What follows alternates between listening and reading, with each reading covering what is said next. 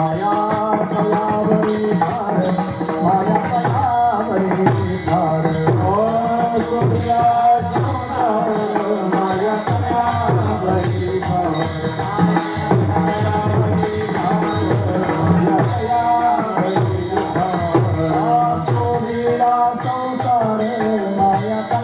तयावरी भार माया तयावरी भार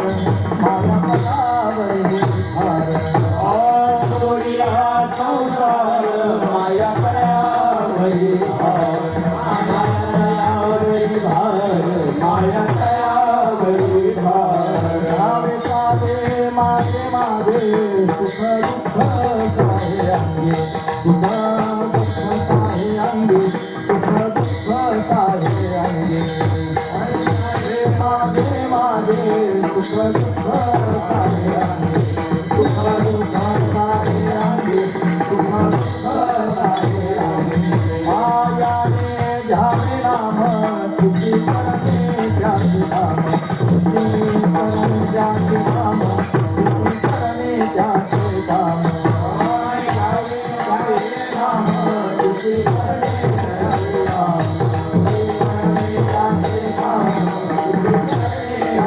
नाम धावे चाले मागे मागे सुख दुःख साहे अंगे सुख दुःख साहे अंगे सुख दुःख साहे अंगे धावे चाले मागे मागे सुख दुःख साहे अंगे सुख दुःख साहे अंगे सुख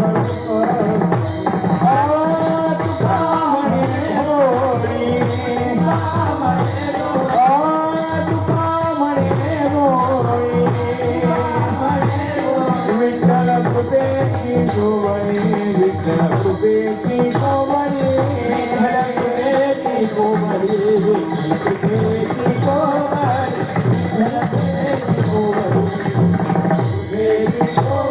गावत चाले मागे मागे गावत चाले मागे मागे सुख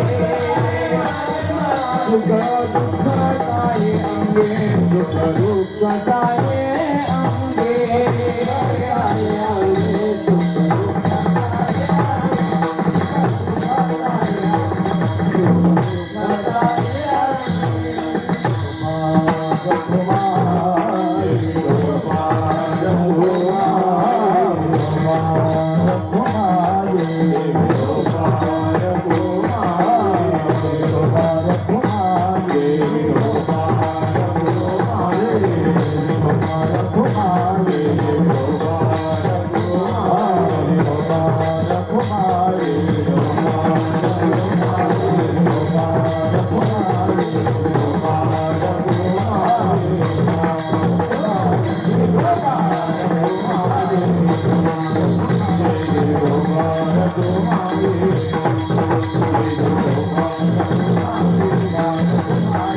सोडिला संसार माया तयावरी फार धावे चाले मागे मागे सुख दुःख साहे अंगे याने घ्यावे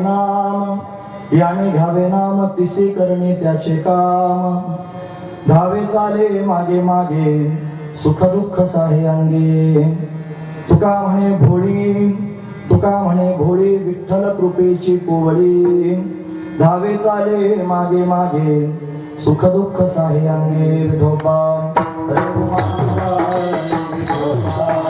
तयावरी फार धावे चाले मागे मागे सुख दुःख साहे अंगे प्रस्तुत प्रसंगी कीर्तन रूपी सेवेकरिता निवडलेला अभंग जगद्गुरु जगतवंदनीय सर्वांच्या अंतःकरणाचा अधिष्ठान असणारे माऊली तुकोबराय यांचा 4 चरणांचा आणि अनंतकोटी ब्रह्मांडाचा नायक असणारा भगवान पांडुरंग परमात्मा विठ्ठलेश परमात्मा आणि त्याचे भक्त या दोघांचा विशेष असणारा स्वभाव वर्णन करून सांगणारा अशा पद्धतीचा हा अभंग आहे। या अभंगामध्ये माऊली तुकोबराय आपल्याला काय प्रतिपादन करून सांगतात तत्पूर्वी आपण एका संतांना नमन करूया।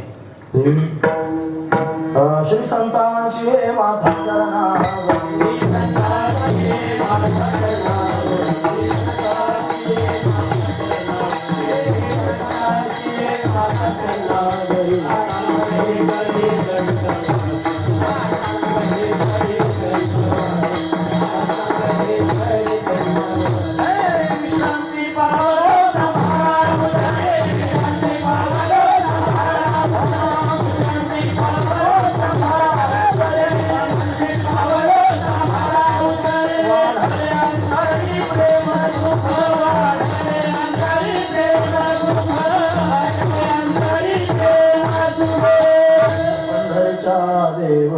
माया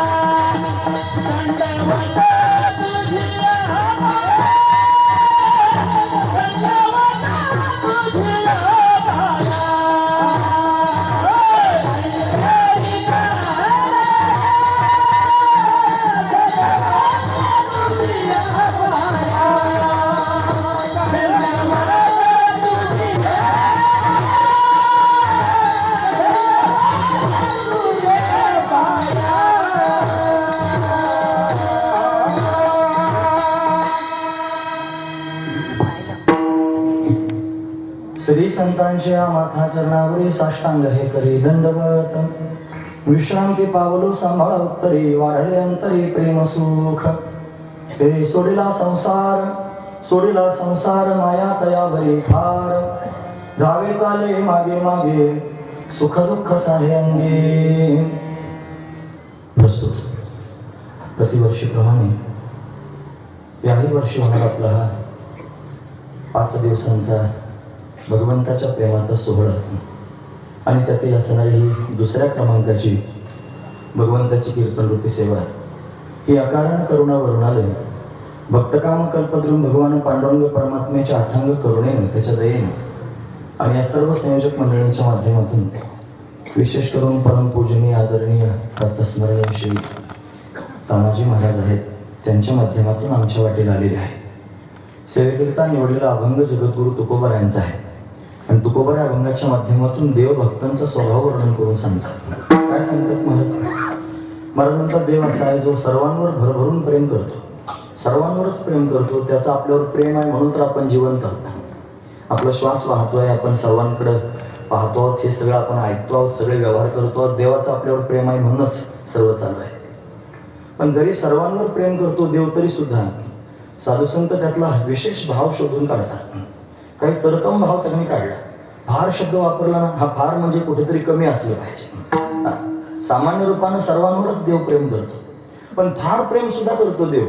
कोणावर करतो फार जास्त प्रेम असं जर कोणी विचारलं तर महाराज सांगतात हे सोडिला संसार, ज्यानं संसार सोडला माया तयावरी फार. माया शब्दाचा अर्थ वेदांतातली माया घ्यायची नाही, इथं माया शब्दाचा अर्थ प्रेम असा घ्यायचा.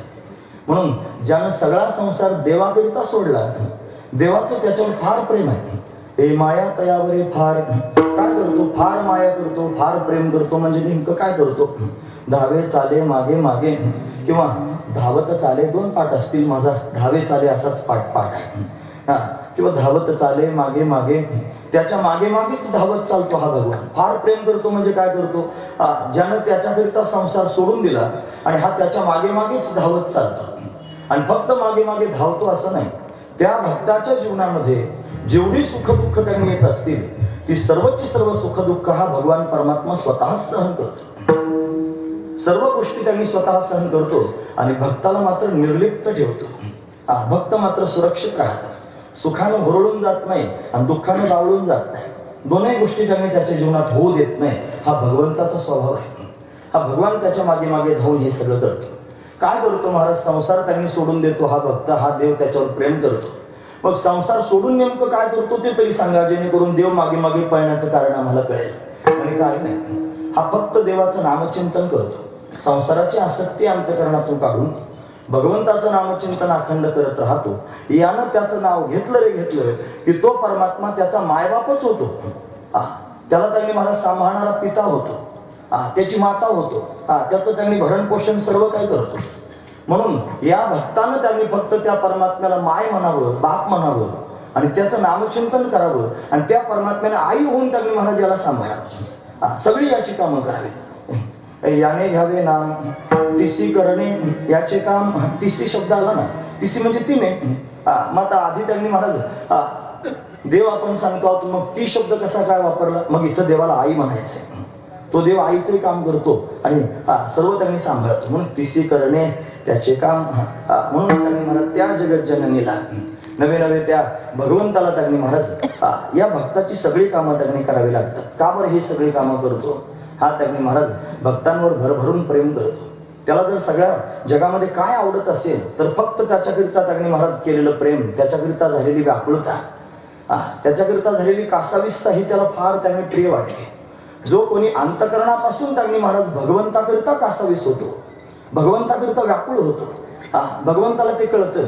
आणि हा भोळा भाबडा असणारा भगवान तो त्यांनी महाराज त्या भक्तावर कृपेचं छत्र धरण्याकरिता त्यांनी धावतो. भोळा आहे, तुका म्हणे भोळी विठ्ठल कृपेची कोवळी. जी विठ्ठल रूपी आई आहे ती भोळी आहे आणि कृपेची कोवळी आहे. ह्या कोवळा शब्द त्यांनी कशाकरिता वापरला असेल? त्याचं त्यांनी हृदय भक्तांकडे पाहिल्यानं त्यांनी महाराज अशा पद्धतीनं व्याकुळ होतं. मग कोवळं असणारं भगवंताचं हृदय भक्तांकरता. एरवी तो नरसिंह रूप धारण करून त्यांनी विदारण करण्याचं कामही करतो. एरवी तो शंखचक्र गदा पद्म हातात धारण करून त्यांनी महाराज दुष्टांचं निर्दळन करतो, हे त्याचं काम आहे. म्हणून कधीतरी गंभीर होणारा पण परमात्मा आहे आणि कधीतरी कोवळ रूप प्रगट करणारा पण तोच परमात्मा. पण त्याच्या दोन शक्ती आहेत महाराज. परमात्म्यात दोन शक्ती असतात. एक आहे निग्रह शक्ती आणि दुसरी आहे अनुग्रह शक्ती. रामकृष्ण. निग्रह शक्ती आणि अनुग्रह शक्ती. निग्रह करतो, दैत्यांचा निग्रह करतो, दुष्टांचा निग्रह करतो. आणि अनुग्रह करतो, भक्तांवर अनुग्रह करतो, भक्तांवर कृपा करतो. आणि विशेष गोष्ट आहे का, दोनही गोष्टी जरी करत असला तरी सुद्धा दोघांनाही गती मात्र एकच प्राप्त करून देतो. रौद्र रूप धारण करून त्यांनी महाराज ज्याचं मर्दन करतो त्याला तीच गती होते आणि प्रेम ज्याला त्यांनी देतो त्याला पण तीच गती प्राप्त करून देतो. समप्रिय सुरत ब्रह्मण भक्तानाम भगवान स्वयं. भगवान स्वतः त्यांनी भागवतातलं वर्णन आहे महाराज. राजानं प्रश्न विचारला परीक्षिताने श्री शुकदेवजी महाराजांना, महाराज अहो हे सगळे दैत्य मारले जातात, त्यांनी भगवान दैत्यांना मारण्याकरिता इंद्राची मदत करतो आणि सगळे दैत्य त्यांनी स्वतः मारतो. उपेंद्राच्या रूपानं प्रगट झाला, वामनाच्या रूपानं प्रगट होऊन बळीला त्यानं पाताळात नेऊन घातलं. हे सगळं भगवान का करतो? त्याच्या ठिकाणी द्वैत का बरं पाहायला मिळतं? त्यांनी सांगितलं असं नाही, तुझी दृष्टी त्यांनी चुकीची आहे म्हणून तर तुला ती कळत नाही, तुला भगवंताचा महिमाच कळणार नाही. हा भगवान कोपोनी जासी मारी तो पावे ब्रह्म साक्षात्कार. हा कोपोन ज्याला मारतो त्याला ब्रह्म साक्षात्कार प्राप्त होतो आणि हा प्रेमानं त्यांनी ज्याला हृदयाला लावतो त्याला सुद्धा त्याच गतीला प्राप्त करून देतो. दोनही गोष्टी परमात्म्याला करता येतात असा समर्थ असणारा परमात्मा आहे. म्हणून त्यांनी कोवळी हा शब्द वापरला म्हणजे एका विशेषत्वाचं त्यांनी महाराज वर्णन करून सांगितलं. विशेष गुण त्यांनी वर्णन करून सांगायचं आहे. विठ्ठल कृपेची कोवळी, तुका म्हणे भोळी, ती त्यांनी भोळी असणारी देवता आहे आणि ती कृपेची कोवळी असणारी देवता आहे. म्हणून त्यांनी भक्तांवर एवढी कृपा परमात्मा करतो आणि काय करतो? धावे चाले मागे मागे सुख दुःख आहे अंगे. त्यांच्या मागे धावत धावत चालतो आणि त्यांची सगळी सुख दुःख स्वतः अशा पद्धतीने सहन करतो. त्याने भाव आहे जगद्गुरु तुकोबारायांना कळालेला भगवंताच्या अंतकरणातला भाव. पण देवाचा स्वभाव आहे भक्ताच्या मागे मागे चालणं आणि भक्ताचा स्वभाव आहे देवाकरिता संसार सोडणं. दोघांचे स्वतंत्र स्वभाव आहेत पण दोनही गोष्टी एकाच वेळेला तुकोबार या अभंगाच्या माध्यमातून वर्णन करून सांगतायत. असा अभंगाचा सरळ अर्थ पाहण्याचा आपण प्रयत्न केला. विठोबा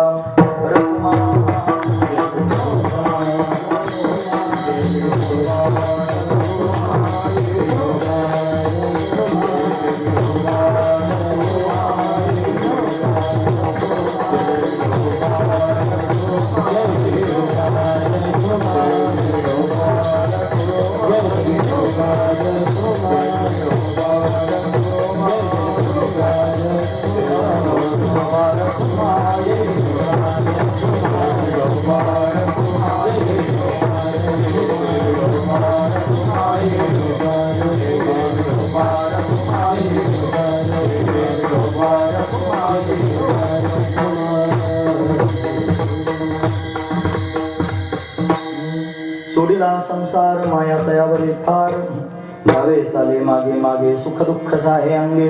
प्रस्तुत प्रतिवर्षी 5 दिवसीय हा सोहळा आपण या ठिकाणी संपन्न करतो. आज दुसरा दिवस आहे. भगवतीच्या प्रांगणामध्ये आपण सर्वजण उपस्थित आहोत आणि भगवंताची सेवा त्यांनी करतो आहोत. ही सेवा त्यांनी भगवंताच्या दयेनं प्राप्त झाली खरी, त्याला माध्यम त्यांनी महाराज झालेले आहेत. या परिसरात त्यांनी बराच वेळेला येणं झालं. तानाजी महाराजांच्या माध्यमातूनच त्यांनी महाराज पांडुरंगाच्या मंदिरामध्ये धाकटी पंढरी ज्याला आपण सर्वजण म्हणतो तिथं सेवा करण्याचा योग त्यांनी जुळून आला. नवघरला त्यांनी देशमुख महाराज आहेत, त्यांच्या माध्यमातून तिथेही सेवा करण्याकरिता येण्याचा योग जुळून आला. आताही कांबेकर महाराजांच्या सत्तामध्ये अनेक वारकऱ्यांचं दर्शन त्यांनी तिथे घडलं. पण इथं पहिल्यांदाच त्यांनी सेवा करण्याचा हा योग प्राप्त झालेला आहे. काय सेवा करायची आहे? भगवंताचे गुणानुवाद गावेत. भगवान दयाळू आहे, कृपाळू आहे, सर्वांना त्यांनी सांभाळतो. त्याच्यावर भरभरून प्रेम केलं पाहिजे, हा संदेश जगापर्यंत पोहोचवावा म्हणून साधू संतांनी अभंगांची रचना केली आणि स्वतःच्या अंतकरणातले भाव त्याच्यामध्ये साठवून ठेवले. मग तेच भाव सूत्रात्मक त्याने पाहायला मिळतात अभंगामधून. त्याच अभंगाचा विस्तार करायचा म्हणजे सूत्रांचाच विस्तार करायचा. व्यासदेवांनी ब्रह्मसूत्रांची रचना केली. ब्रह्मसूत्र का बरं सांगितलं असेल? सगळ्या जगाला अद्वैत तत्वज्ञान कळावं म्हणूनच नाही. नाहीतर प्रस्तांत्रही आपण ज्यावेळेला पाहतो, वेदांत शास्त्राची प्रस्तांत्रही आहे. वेदांत शास्त्र जर कळावं असं वाटत असेल तर त्याच्यामध्ये त्यांनी 3 गोष्टी महत्त्वाच्या आहेत. त्याच्यामध्ये 10 उपनिषद आहेत, 10 उपनिषद जे अपौरुषीय आहेत, जे त्यांनी कोण्या पुरुषानं तयार केले नाही, भगवंताच्या श्वासातून प्रगट झाले अपौरुषीय 10 उपनिषद आहेत. त्याच्यानंतर त्याच परमात्म्याने स्वतः श्रीमद भगवद्गीता जगाच्या समोर सांगितले. महाभारतामध्ये 1.25 लाख श्लोक आहेत महाराज. या 1.25 लाख श्लोकांमध्ये त्यांनी कौरव पांडवांचं युद्ध आणि अनेक त्यांनी गोष्टी व्यासदेवांनी प्रगट केल्या. त्याच्यामध्ये त्यांनी महाराज या 1.25 लाख श्लोकांमध्येच भगवान श्रीकृष्ण परमात्म्याचं चरित्र घातलं. कोणीतरी सुज्ञांनी व्यासदेवांच्या समोर विनंती केली, महाराज अहो हे कौरव पांडवांचं युद्ध आहे महाभारत, म्हणजे तुम्ही कृष्ण चरित्र त्याच्यात कशाला घातलं? त्यातून थोडं वेगळं करा. म्हणून 25,000 श्लोक त्याच्यातून बाजूला गेले. आणि ते 25,000 श्लोक म्हणजे हरिवंश पुराण, नवीन पुराण प्रगट झालं हरिवंश पुराण. हे महाभारतातलाच एक भाग आहे. 1 लाख श्लोक महाभारतात शिल्लक राहिले, 25,000 श्लोक त्यांनी बाजूला केले, त्याचं हरिवंश पुराण झालं. म्हणजे व्यासदेवांनी त्यांनी महाराज रचना केली. त्या महाभारताच्या 1 लाख श्लोकांमध्ये अनेक पर्व आहेत महाराज. त्या पर्वांमध्ये भीष्म पर्व आहे आणि त्या भीष्म पर्वाच्या अंतर्गत 700 श्लोक आहेत. जो कृष्णार्जुन संवाद आहे त्याला आपण श्रीमद भगवद्गीता म्हणतो. म्हणजे त्यांनी गीता ही 700 श्लोकांमध्ये आपल्याला पाहायला मिळते. प्रस्थानत्रयीमध्ये ती सुद्धा एक आहे. आणि मग त्यांनी महाराज हीच गीता जगाच्या समोर त्यांनी मांडली. व्यासदेवांनी त्यांनी महाराज तो प्रसंग प्रत्यक्ष पाहिला आपल्या डोळ्यानं. बऱ्याच लोकांनी पाहिला. संजयाला दृष्टी दिली, त्याला पाहायला मिळाला. ध्वजस्तंभावरी वानरू, त्यानं तो त्यांनी प्रसंग पाहिला, टिपला. अजून एक त्यांनी महाराज बरबरी होता ना, त्याला सुद्धा त्यांनी त्या भाल्याच्या टोकावर त्याचं मस्तक ठेवून त्यांनी त्याला पाहायला लावलं होतं, त्यानं पण तो पाहिला. असे पाहणारे बरेच आहेत. व्यासदेवांनी पाहिला, आपल्या सर्वांच्या समोर प्रगट केला, ती श्रीमद भगवद्गीता आहे. पण उपनिषद आहेत, श्रीमद भगवद्गीता आहे, तरी सुद्धा सगळ्या लोकांना सुलभरितेने त्यांनी मला तेच तत्वज्ञान कळावं म्हणून त्यांनी शास्त्र व्यासदेवांनी प्रगट केलं. त्याचं नाव आहे उत्तर मीमांसा शास्त्र. 6 शास्त्र त्यांनी, 6 नास्तिक शास्त्र आहेत. त्यांचं त्यांनी जे नास्तिक शब्दाचा अर्थ आपण सहजासहजी करतो की जे देवाला मानत नाहीत त्यांना नास्तिक म्हणा, जे देवाला मानत नाहीत त्यांना नास्तिक म्हणत नाहीत. मग जे वेदाला मानत नाहीत त्यांना नास्तिक म्हणतात. हे नास्तिक व वेद निंदका, जे वेदाची निंदा करतात त्यांना नास्तिक म्हणतात. म्हणून वेदाची निंदा करणारी 6 शास्त्र आहेत महाराज. त्याच्यात पहिलं शास्त्र आहे 4 वाक, तो वेदाची निंदा करणार आहे. नंबर 2 त्यांनी महाराज जैन, ते वेदाची निंदा करणार आहे. नंतर त्यांनी बुद्धांचे 4 शिष्य आहेत. बुद्धांनी 4 प्रकारचा उपदेश केला 4 शिष्यांना. शून्यम शून्यम, क्षणिकम क्षणिकम, दुःखम दुःखम, असं 4 शिष्यांना 4 तत्व सांगितले. आणि त्यांच्यापासून 4 त्यांनी शास्त्र प्रगट झाले. पण ते वेदाला मानत नाहीत म्हणून त्यांना नास्तिक म्हटलं गेलं. तसे आस्तिक शास्त्र आहेत, न्यायशास्त्र आहे, वैशेषिक शास्त्र आहे, सांख्यशास्त्र आहे, योगशास्त्र आहे, पूर्वमीमांसा शास्त्र आहे, उत्तर मीमांसा शास्त्र आहे. पण असे त्यांनी महाराज हे 6 शास्त्र हे आस्तिक शास्त्र आहे. आणि या आस्तिक शास्त्रांमध्ये सर्वात श्रेष्ठत्व जर कशाला प्राप्त झालं असेल तर ते वेदांत शास्त्राला प्राप्त झालं. त्याला उत्तर मीमांसा शास्त्र म्हणावं. म्हणून वेगवेगळ्या ऋषीमुनींनी हे शास्त्र निर्माण केले. न्यायशास्त्राचे करते आहेत गौतम ऋषी, वैशेषिक शास्त्राचे करते आहेत कनाद ऋषी, योगशास्त्राचे करते आहेत पतंजल महामुनी, सांख्यशास्त्र कपिल भगवंतानं प्रगट केलं. पूर्वमीमांसा त्यांनी जैमिनींनी सांगितली आणि उत्तर मीमांसा व्यासदेवांनी प्रगट केली. ती उत्तर मीमांसा जी सांगितली ती सांगण्याकरिता ज्याची रचना केली त्याचं नाव आहे ब्रह्मसूत्र. पण ब्रह्मसूत्र, त्या ब्रह्मसूत्रांमध्ये अथा तो ब्रह्म जिज्ञासा एकच सूत्र आहे आणि त्याच्यातून त्यांनी महाराज पुढे विस्तार पाहिला जातो. म्हणजे सूत्र प्रगट केलं आणि त्याच्यातून त्यांनी महाराज विस्तार पाहिला जातो. साधू संतांनी सुद्धा त्यांनी हीच परंपरा पुढे चालवली. त्यांनी सूत्र तयार केले आणि त्या सूत्रातून त्यांनी विस्तारात्मक ज्ञान जगाच्या समोर मांडलं. हे सूत्र म्हणजे काय? साधू संतांनी तयार केलेली सूत्र म्हणजे अभंग रचना. या अभंगांच्या माध्यमातून ती सूत्र आपल्याला पाहायला मिळतात आणि त्या सूत्रातून आपण विस्तार करायचा. म्हणजे बघा, कीर्तनकार त्यांनी महाराज एका अभंगावर बोलतो 2 तास. म्हणजे काय? अभंग 4च चरणांचा असतो पण एवढा त्याला विस्तार त्यांनी करता येतो का? अभंग सूत्रात्मक आहे. त्याच्यातला भाव अशा पद्धतीने त्यांनी प्रगट करता येतो. म्हणून त्यांनी महाराज साधू संत तो भाव या सूत्रांमधून प्रगट करतात. तुकोबाराने काही विशेष गोष्ट सांगायची. काय सांगायचंय? तुकोबारांना हे सांगायचंय की तो परमात्मा भक्तांवर फार प्रेम करतो. परमात्मा भक्तांच्या समोर प्रत्यक्ष प्रगट होतो. आता ती सूत्र आजच्या जगात मांडायची ठरली की थोडस जरा विरुद्ध टोक होतं महाराज. महत्वाची गोष्ट आहे. कारण आजचा जो समाज आहे ना, हा कलीच्या प्रभावानं प्रभावित झालेला समाज आहे. या समाजामध्ये आजच्या लोकांना बऱ्याच अंशामध्ये जगात देव आहे की नाही याच्याविषयी संशय आहे. जगात देव आहे की नाही याच्याविषयी संशय आहे. बरं जाऊ द्या, परमार्थ न करणाऱ्या माणसांच्या मनात संशय पण नाही, ते म्हणतात नाहीच. परमार्थ करणाऱ्या लोकांच्या अंतकरणात सुद्धा कुठेतरी डळमळ आहे. बऱ्याच काळापासून परमार्थ करतात पण अंतकरणात डळमळ आहे असला म्हणजे बरोबर आहे. नाहीतर एवढा जन्म त्यांनी घातला आणि काही त्याचा उपयोग त्यांनी होणार नाही असला म्हणजे बरोबर. ही डळमळ आहे अंतकरणात. ती डळमळ त्यांनी नसावी. ज्याने अंतकरणापासून भगवंताच्या समोर स्वतःला समर्पित केलेलं आहे त्याच्या अंतकरणात आधी दृढ निश्चय असला पाहिजे. परमार्थिकाच्या अंतकरणामध्ये आधी दृढ निश्चय असावा की परमात्मा आहे. नंबर 1 परमात्मा आहे. दुसरा त्यांनी भाव आहे परमात्मा, आणि त्याच्यानंतर त्यांनी जो असलेला परमात्मा आहे तो भेटतो. दुसरा भाव आहे भेटतो. आणि तो भेटतो पण कोणाला? म्हणजे फक्त त्यांना, ज्ञानोबरायांना, तुकोबरायांना असं नाही, सर्वांना भेटतो. म्हणजे मला पण भेटणार आहे. देव आहे, देव भेटत असतो आणि देव मला पण भेटणार आहे. ही भावना अंतकरणामध्ये त्यांनी ज्याच्या दृढ झालेली आहे तो खऱ्या अर्थानं परमार्थाला लागलेला समजावा. तो खऱ्या अर्थानं परमार्थाला लागलेला समजावा. म्हणजे तो परमात्म्याची वाट पाहतो. तो परमात्म्याच्या दर्शनाकरिता ललायत होतो. त्याचं अंतकरण परमात्म्याकरिता त्यांनी कासावीस होतं. त्याला झोप येत नाही, त्याला त्यांनी चैन पडत नाही, त्याला भगवंताच्या दर्शना वाचून करमत नाही महाराज. त्याची अवस्था मोठी विलक्षण होते. त्याला वाटतं परमात्मा त्यांनी मला भेटला पाहिजे, त्या परमात्म्याचं दर्शन मला त्यांनी झालं पाहिजे. तो कसा मला भेटेल अशी अवस्था त्याला त्यांनी निर्माण झाली पाहिजे. तुकोबारांना झाली. तुकोबरा ते अवस्थेत आहे, ते स्वतःच वर्णन करून सांगतात. जीवना वेगळी मासोळी,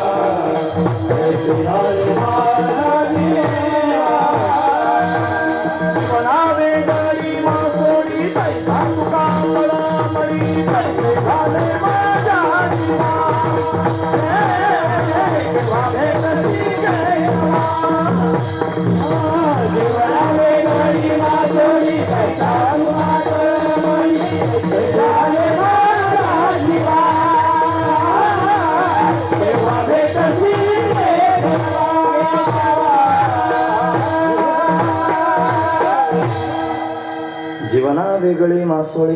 जीवन म्हणजे पाणी आणि मासोळी म्हणजे मासा. मासा पाण्याच्या बाहेर काढल्यानंतर जसा तळमळ तळमळ करतो तैसे झाले माझ्या जीवा, तसं माझ्या जीवाला झालंय. केव्हा भेटशी केशवा, हे केशवा कधी मला दर्शन देशील असा भाव अंतकरणात प्रगट झालाय. भगवान आहे, भगवान भेटतो आणि मलाही भेटेल. पण कधी भेटेल? जेव्हा अशी अवस्था माझ्या जीवनात येईल तेव्हा. हे सर्वांना कळालं पाहिजे. हे सर्वांना कळणं फार गरजेचं आहे. नाही एरवी आपण सर्वजण हरिभक्तीपरायण आहोत. मोठी माणसं माझ्या समोर बसलेली आहेत. जरा उद्धटपणानं जरी माझं बोलणं वाटत असलं तरी महत्वाचं म्हणून सांगतोय, फार गरजेची. त्यांची क्षमा मागून त्यांनी तुमच्या समोर बोलतो. हरिभक्तीपरायण आपण सर्वजण आहोत. पण हरिभक्तीपरायण म्हणजे नेमकं काय आहे हे कळायला पाहिजे ना. की फक्त सिम्बॉल लावून घ्यायचा हरिभक्तीपरायण, सगळ्यांच्या नावापुढे हरिभक्तीपरायण. अरे हरीच्या भक्तीमध्ये जो परायण झालेला आहे, कायमस्वरूपी हरीची भक्तीच करतोय, तो खरा हरिभक्तीपरायण. महत्वाची गोष्ट आहे. निळोबरायांच्या जीवनामध्ये प्रसंग आला आणि तो प्रसंग असा होता की त्यांच्या भाऊबंधांनी त्यांच्यावर कुरघोडी केली. ही काय आताची परिस्थिती नाही, तेव्हापासून चालूच आहे ते. भाऊबंधांनी कुरघोडी केली आणि निळोबारांवर मोठा आक्षेप घेतला. व्यवहारात काहीतरी त्यांनी वाकडं तिकडं दाखवलं. निळोबारा फार त्रस्त झाले. सगळंच सगळं कुलकर्णी पदाचं बाळ उचललं आणि त्या सगळ्या लोकांच्या समोर ते नेऊन मांडलं आणि मांडल्यानंतर निघाले बेरोकठोक. आणि त्यांनी रामलिंग क्षेत्रात त्यांनी महाराज घोड नदीमध्ये शिरूर गावामध्ये त्यांनी रामलिंगाची सेवा करत होते. रामलिंगाच्या समोर जाऊन साष्टांग प्रणिपात केला आणि साष्टांग प्रणिपात करून देवाच्या समोर म्हटले, देवा आता परमार्थच करायचा. परत म्हणू, देवा आता परमार्थच करायचा. म्हणजे आधी परमार्थ करत नव्हते का? होते ना महाराज. त्या वाक्यात काय घडलंय असं? आता परमार्थच करायचा. त्याला च लावलं. आता परमार्थ करायचा नाही, आता परमार्थच करायचा. फरक आहे आपलं जीवन आणि त्यांच्या जीवनामध्ये. त्यांच्या जीवनात च लागलेला आहे, आपल्या जीवनात अजून च नाही. हा फरक आहे मला. आता परमार्थ करायचा इथपर्यंत गोष्ट वेगळी आहे आणि आता परमार्थच करायचा ही त्याच्यापेक्षा वेगळी गोष्ट आहे महाराज. जर समजत असेल तर ठीक आहे ना. ज्याला कळेल त्याला कळेल, नाही कळेल त्याला बाबा काय करतो, बाबाचं सांगायचं काम असतं महाराज. महत्वाची गोष्ट आहे. निळोबाराय म्हणतात परमार्थच करायचा. त्याचा अर्थ असा होतो की निळोबारायांनी देवाला सांगितलं, देवा आता परमार्थ वाचून बाकीचं काहीच करायचं नाही, फक्त परमार्थच करायचं. मग आपण काय करतो, थोडं आत्मपरीक्षण केलं पाहिजे. ते कथा कीर्तन म्हणजे रेडीमेड कपड्याचं दुकान असतं महाराज. ज्याच्या मापाला येतील त्याला बरोबर बसतात. असे शब्द त्यांनी बाहेर निघले की आपोआप अंतकरणात ठसतात आणि त्याला जाणवतो सुद्धा आपण काय करतो. आपण परमार्थच करतो आहोत की आपण परमार्थ करतो आहोत. फरक आहे महाराज याच्यामध्ये. मग आपण बाकीचं सगळं करून, त्यांनी सगळा संसार करून, सगळा प्रपंच करून जर परमार्थ करत असलो तर आपण परमार्थ करतो पण परमार्थच करीत नाही. फक्त परमार्थ करणं वेगळं आणि परमार्थ करणं वेगळं. फरक आहे महाराज त्याच्यात. मग हरिभक्तीपरायण कोणाला म्हणायचं? जो हरीच्या भक्तीमध्ये कायमस्वरूपी परायणच झालेला आहे. तो बाकीचं काय करीत नाही, फक्त हरीची भक्तीच करतो. भक्ती म्हणजे काय माहिती आहे? भक्ती शब्दाचा अर्थ काय होतो? भक्ती म्हणजे प्रेम. भक्ती म्हणजे प्रेम. प्रेम ज्याच्यावर कराल तसं होतं महाराज ते प्रेम.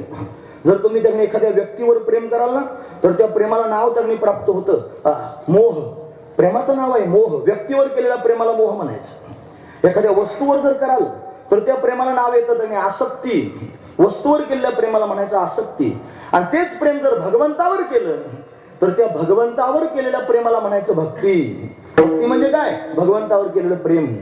मग असं त्यांनी बोलायला लागला बुवा की आपलं तपासून पाहायचं आपण कोणावर प्रेम करतो. जर आपण व्यक्तीवर प्रेम करत असलो आपण मोहात आहोत. आपण जर वस्तूवर प्रेम करत असलो आपण आसक्त झालेलो आहोत. आणि आपण व्यक्तीवरही प्रेम करत नाहीत, आपण वस्तूवरही प्रेम करत नाहीत, आपण फक्त भगवंतावर प्रेम करतो. आपण भक्त आहोत, आपण भक्ती करतो. जो फक्त देवावर प्रेम करतो त्याला हरिभक्तीपरायण म्हणायचं. तो खरा हरिभक्तीपरायण आहे. हे बोलणं थोडंसं जड असतं. कदाचित असं बोलल्यानंतर लोक म्हणतात असलं परत बोलू नका. हे काहीतरी त्यांनी सांगतोय पण वस्तुस्थिती बऱ्याच वेळा जड जात असते. हा महत्वाचा. मग का बोलता तुम्ही? त्यांनी जड जातो लोकांना. मग काय बोलायची गरज आहे? परत बोलावं अशी अपेक्षा आमच्या पोटात नाही म्हणून हे स्पष्ट बोलता येतं. हे स्पष्ट का बोलता येतं? परत बोलण्याची अपेक्षा पोटात नाही. काय अपेक्षा नाही, पण खरं सांगायचंय. आणि वस्तुस्थिती हीच आहे की फक्त देवावर प्रेम केलं पाहिजे. त्याच्या वाचून त्यांनी प्रेम करण्यासारखं जगात काय नाही महाराज. पण देवावरच प्रेम केलं पाहिजे. पण तो परमात्माच त्यांनी प्रेम करण्यास योग्य आहे. पण आपल्याला परमात्मा हवाय. आपण काय केलं पाहिजे? आपण हरिभक्तीपरायण झालं पाहिजे. म्हणजेच आपण भगवंतावरच प्रेम केलं पाहिजे. आपण परमार्थच केला पाहिजे. ज्या दिवशी आपण परमार्थच करू, फक्त भगवंतावरच प्रेम करू, त्या दिवशी त्यांनी आपल्या चित्तात बाकीचं काहीच शिल्लक राहणार नाही. फक्त देवच चित्तामध्ये साठवलं जाईल. देवा वाचून काही बोलायचं कामच शिल्लक राहणार. तुकोबाराय म्हणतात हे बोलण्याची नाही,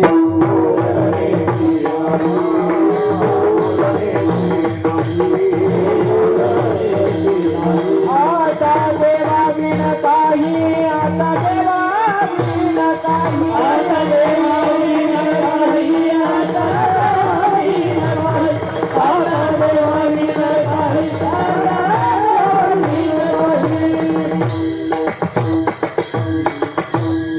बोलण्याची नाही, आता देवाविन काही. आता देवा वाचून बाकीचं काही बोलायचं नाही.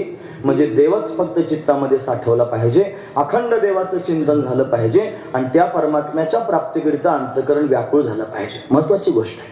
मग तो येईल भेटण्याकरिता, तो दर्शन देईल आपल्याला महाराज. त्याचं दर्शन प्राप्त होणं त्यांनी स्वतंत्र गोष्ट आहे, पण दर्शनापर्यंत जाण्याकरिता अजून 2 पायऱ्या ओलांडून जावे लागते.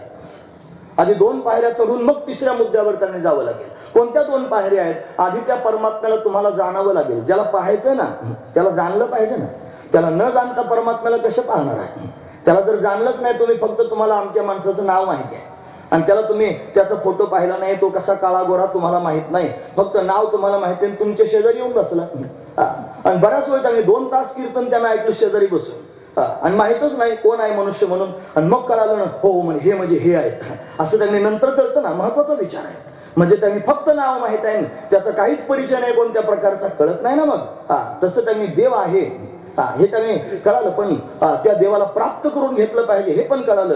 पण ज्याला प्राप्त करून घ्यायचंय कसं आहे ते कळालं पाहिजे ना.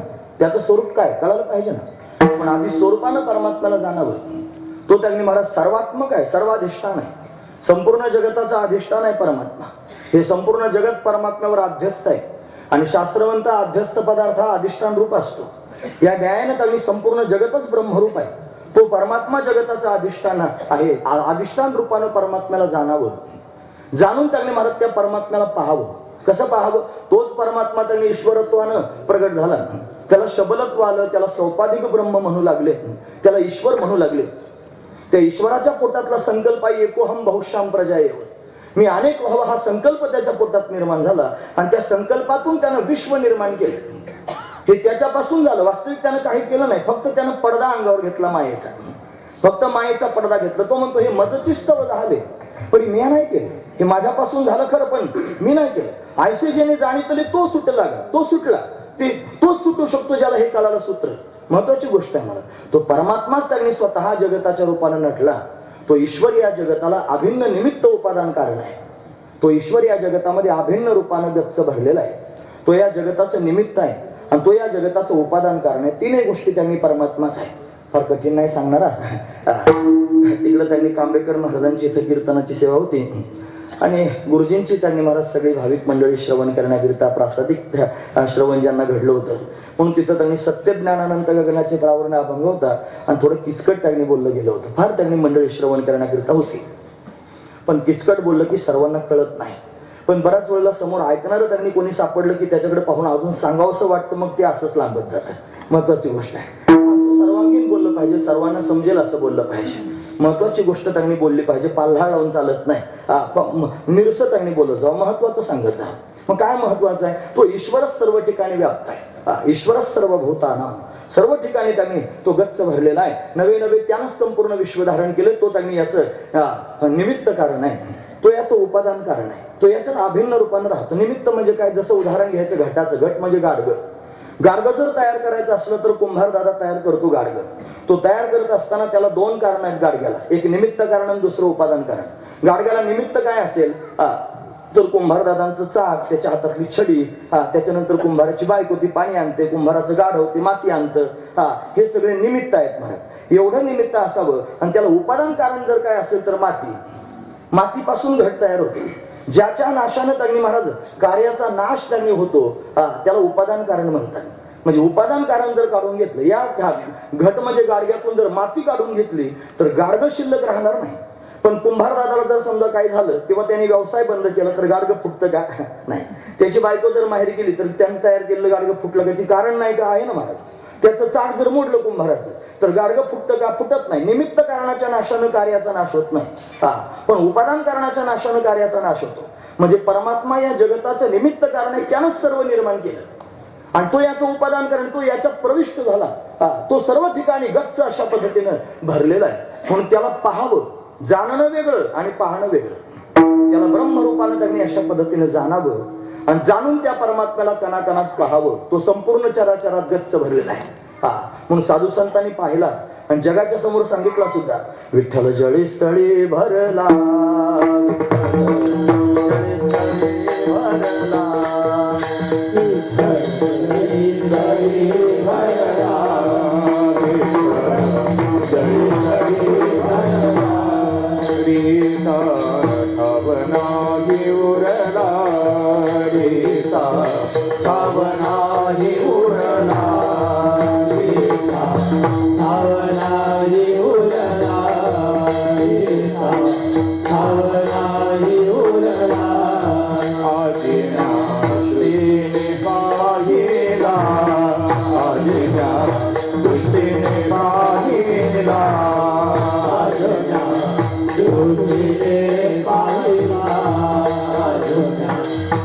दृष्टीने पाहिला विठ्ठलाची विठ्ठलाची विठ्ठल म्हणता हरण बाप विठ्ठल म्हणता हरण बाप विठ्ठल म्हणता हरण बाप विठ्ठल म्हणता हरण बाप विठ्ठल जरी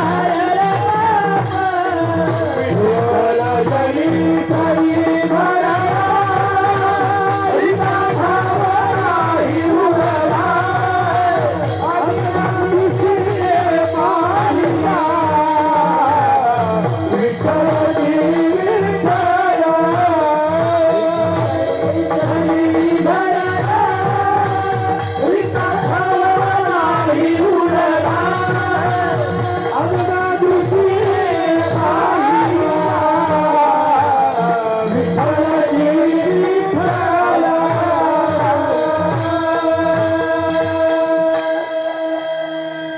विठ्ठल जळीस्थळी भरला हे प्रमाण कोणाचं पाठ नाही सांगा बरं. तुम्ही ऐकतात ना सर्वजण. महत्वाचा मुद्दा सांगतोय, सांगा बरं हे प्रमाण कोणाचं पाठ नाही? सगळ्यांचं पाठ आहे प्रमाण. विठ्ठल जळीस्थळी भरला रीता ठाव नाही उरला आजम्या दृष्टीने पाहिला विठ्ठलाची विठ्ठल विठ्ठल म्हणता हरले पाप पदरी आले पुण्यमाप. हे सगळं आपण त्यावेळी म्हणायचा प्रयत्न करतो, म्हणतो फक्त. पण खरोखर विठ्ठल जळास्थळात आपण पाहतो का? आणि जर आपण विठ्ठलालाच जळास्थळात पाहत असतो तर आपल्या अंतःकरणामध्ये राग द्वेष उत्पन्न होतात की नाही सांगा? जर विठ्ठलच सर्वत्र भरलेला आहे तर राग द्वेष काय निर्माण व्हावे? विठ्ठलाचा काय राग आहे, विठ्ठलाचा काय द्वेष आहे? राग म्हणजे प्रेम आणि द्वेष म्हणजे त्यांनी मला त्याची विरुद्ध परिस्थिती. कुठे त्यांनी मत्सर आपल्या अंतःकरणात निर्माण होतं. का निर्माण होतो? त्याचं कारण आपण फक्त म्हणतो, आपण पाहत नाही. म्हणून विठ्ठलाला जाणलं पाहिजे. तो अधिष्ठान रूपानं गच्च भरलेला आहे, ब्रह्म रूपानं व्यापक आहे. तोच कराकणात त्यांनी गच्च भरलेला आहे. तो त्यांनी महाराज सर्व रूप धारण करून आलेला आहे. देव झाले अवघे जन, सर्व लोकच देव आहे. दोष गुण हरपले, काही दोष पाहायचे नाही तर काही गुण त्यांनी पाहायचे नाही. सगळीकडे देवच देव भरलेला आहे. त्याला पाहायचं, फक्त पाहायचं नाही, मग त्याच्यावर प्रेम करायचं, त्याच्यावर प्रेम करायचं. खरं देव माझा मुद्दा तोच आहे. भगवंता त्यांनी प्रेम करतो भक्तावर. पण हे सांगण्याकरिता एवढं सांगतोय मी तुम्हाला, महत्वाची गोष्ट आहे. कारण मला हे सांगायचं की तो परमात्मा धावत धावत चालतो भक्तांच्या मागे. पण धावत चालेल केव्हा? जेव्हा त्या भक्ताच्या अंतःकरणात त्यांनी या सगळ्या गोष्टी साठवल्या जातील तेव्हा. जेव्हा तो भक्त त्यांनी त्याला सर्वात्मक रूपानं जाणील. फक्त जाणून नाही थांबणार, तो सगळ्यांमध्ये त्याला पाहिल. फक्त पाहून नाही थांबणार, तो सर्वांमध्ये त्याला पाहून त्याच्यावर प्रेम करील. सर्वांवर प्रेम करील भरभरून. समोरून येणाऱ्या माणसावर प्रेम करेल. एखाद्याला भूक लागली असेल त्याची भूक जाणेल. एखाद्याला तहान लागली असेल त्याची तहान जाणेल. एखादा संकटात असेल त्याची मदत करेल. त्याचा देव पाहून त्याची मदत करायला सुरुवात करेल. त्याला सगळ्यांमध्ये देव प्रत्यक्ष पाहायला भेटेल. याचं चरित्र आहे साधू संतांचं मला माहिती आहे. ज्ञानोबरायांनी त्यांनी रेड्यात देव पाहिला, सगळ्यांना माहिती आहे. नामदेव महाराजांनी कुत्र्यात देव पाहिला, सगळ्यांना जगप्रसिद्ध उदाहरण आहे. नाथ महाराजांनी गाढवात देव पाहिला, सगळ्यांना माहिती आहे. जगमित्र नागांनी वाघात देव पाहिला, सगळ्यांना माहिती आहे. तुकोबराय वारीला जात असताना बैल चिखलात त्यांनी अडकलं होतं, बैलात देव दिसला, त्याला बाहेर काढलं, प्रसिद्ध उदाहरण आहे. या सगळ्या संतांना प्राणी मात्रात देव दिसला. जाऊ दे, आपल्याला प्राणी मात्रात नाही दिसला तरी चालेल, जण माणसात तरी माणसात तरी पाहावं ना महाराज. महत्वाची गोष्ट आहे. देवाच्या प्राप्तीकरिता निघालेली आपण माणसं आहोत आणि आपण फक्त देव मंदिरापुरता पाहतो आहोत. तो विटेवर उभा आहे असं त्यांनी पाहतो आहोत. तो विटेवरचा देवच त्यांनी या देवाला पाहू देत नाही. महत्वाची गोष्ट आहे. आपल्या डोक्यात त्यांनी फक्त तेवढाच देव भरलाय. आपल्याला वाटतं तो मंदिरात आहे, भिंतींच्या आत आहे आणि तो तिथंच उभा आहे, त्याच्या वाचून कुठं नाही. अरे तो तिथंच नाही, तो सगळीकडे व्यापक आहे. जो मंदिरात सुंदर ते ध्यान उभे विटेवरी, अशी प्रमाण आपण म्हणतो. ज्या संतांची ती प्रमाणात त्यांचीच ही प्रमाणात विठ्ठल व्यापक त्रिभुवनी, विठ्ठल मुनी मानसी ही त्यांचीच प्रमाण आहेत महाराज. विठ्ठल जळीस्थळी भरला हे म्हणणारे पण तेच आहे. आणि विटेवरती उभा आहे म्हणणारे पण तेच आहे. तुका म्हणे नभा परता अनुचाई गाभा असं म्हणणारे पण तेच आहे. आनंद अद्वय नित्य निरामय जे का निज ध्येय योगी यांचे ते हे समचरण विटेवरी साजिरे ते हे म्हणणारे पण तेच आहेत महाराज. म्हणून तो परमात्मा जसा विटेवर उभा आहे तसा तो नभापेक्षाही व्यापक आहे आणि अणूचा पण गाभा आहे असं त्या परमात्म्याला जाणावं, जाणून त्याला पाहावं आणि तो सगळ्या माणसात भरलेला असं पाहून भरभरून त्याच्यावर प्रेम करावं. मग तुम्हाला भगवंताच्या भेटीचा अधिकार प्राप्त होईल. असं नाही प्राप्त व्हायचं. नाही तर देवाचं डोकं फिरलेलं नाही, त्याचं जागेवर आहे. महत्वाचा मुद्दा सांगतोय. तो त्यांनी तुम्हाला म्हणेल, तुम्हाला म्हणतोस तू मला भेटला पाहिजे, माझ्या समोर आला पाहिजे, तुझं दर्शन मला झालं पाहिजे, तू सगुण साकार रूपाने आला पाहिजे, असं त्यांनी तुम्हाला म्हणतोच. गोष्ट खरी आहे. अरे पण मला येण्याची वाट पाहतोस आणि तुझ्या जवळ त्यांनी माणसांमध्ये मी भरलो, त्यांचा अपमान करतोस, त्यांना कष्ट देतोस, त्यांना वेदना देतोस. मग तुझ्या जवळ असणारा जो मी आहे त्याचा तू छळ करतोस आणि मला वैकुंठाहून येण्याची वाट पाहतोस. कसं काय येईल वैकुंठातून? येणार नाही. आधी जवळ भरलो ना मी, त्याला बघ, त्याच्यावर प्रेम कर आणि मग त्यांनी मला शोधण्याचा प्रयत्न कर. ही अवस्था आहे, महत्वाची गोष्ट आहे. तुकोबारायांच्या जीवनात या सगळ्या गोष्टी त्यांनी भरभरून त्यांनी पाहायला मिळाल्या. तुकोबारांनी सगळी अवस्था प्राप्त झाली. अनेक अभंगांच्या माध्यमातून त्यांनी सांगता येईल. झाला प्रेतरूप शरीराचा भाव, लक्ष्याला ठाव स्मशानीचा, रडती रात्रंदिवस काम क्रोध माया, म्हणती हाय हाय यमधर्मा, वैराग्याच्या शेनी लागल्या शरीरात, ज्ञानाग्नी तो झाला ब्रह्मत्वेसी, दिली तिलांजली कुळनाम रूपासी, देह ज्याचा त्यासी समर्पिला, फिरविला घट फोडिला चरणी, महावाक्य ध्वनी बोंब झाली, तुका म्हणे रक्षा झाली, आपे आप उजळला दीप, गुरुकृपा झाली. ही अवस्था प्राप्त झाली. रक्त श्वेत कृष्ण पीत प्रभा भिन्न, चिन्मयांजन सुधले डोळा, तेने अंजन गुणे दिव्य दृष्टी झाली, कल्पना निमाली द्वैताद्वैत, देश काल वस्तू भेद मावळला, आत्मा निर्वाळला विश्वाकार, न झाला प्रपंच आहे परब्रह्म, अहम सोहम ब्रह्मा कळले, तत्वमसी विद्या ब्रह्मानंदी सांग, तेची झाला अंग तुका आता. हा तुकोबरांचा अनुभव आहे. अनुरेणव्या थोकडा तुका आकाश एवढा, येळोनी सांडले कलेवर भव भ्रमाचा आकार, सांडली त्रिपुटी दीप उजळला घटी, तुका म्हणे आता उरलो उपकारा पुरता. ही तुकोबरांची अवस्था आहे. म्हणजे तुकोबारांनी देवाला जाणलं, फक्त जाणलं नाही, त्याला सर्वांमध्ये पाहिलं, फक्त पाहिलं नाही, सर्वांमध्ये पाहून त्याच्यावर प्रेम केलं, फक्त प्रेम केलं असं नाही, त्याच्याकडे याचना केली, देवा तू सगुण साकार होऊन माझ्या समोर प्रत्यक्ष प्रगट व्हावास, तू मला भेटावास असं मला त्यांनी वाटतं. म्हणून या पद्धतीनं जर आपण भगवंतापर्यंत जाऊन त्याला म्हणू, तर तो परमात्मा भेटण्याकरिता येईल. म्हणजे आधी जाणावं लागेल, मग पाहावं लागेल, मग भेटावं लागेल, मग भेटण्याची प्रक्रिया.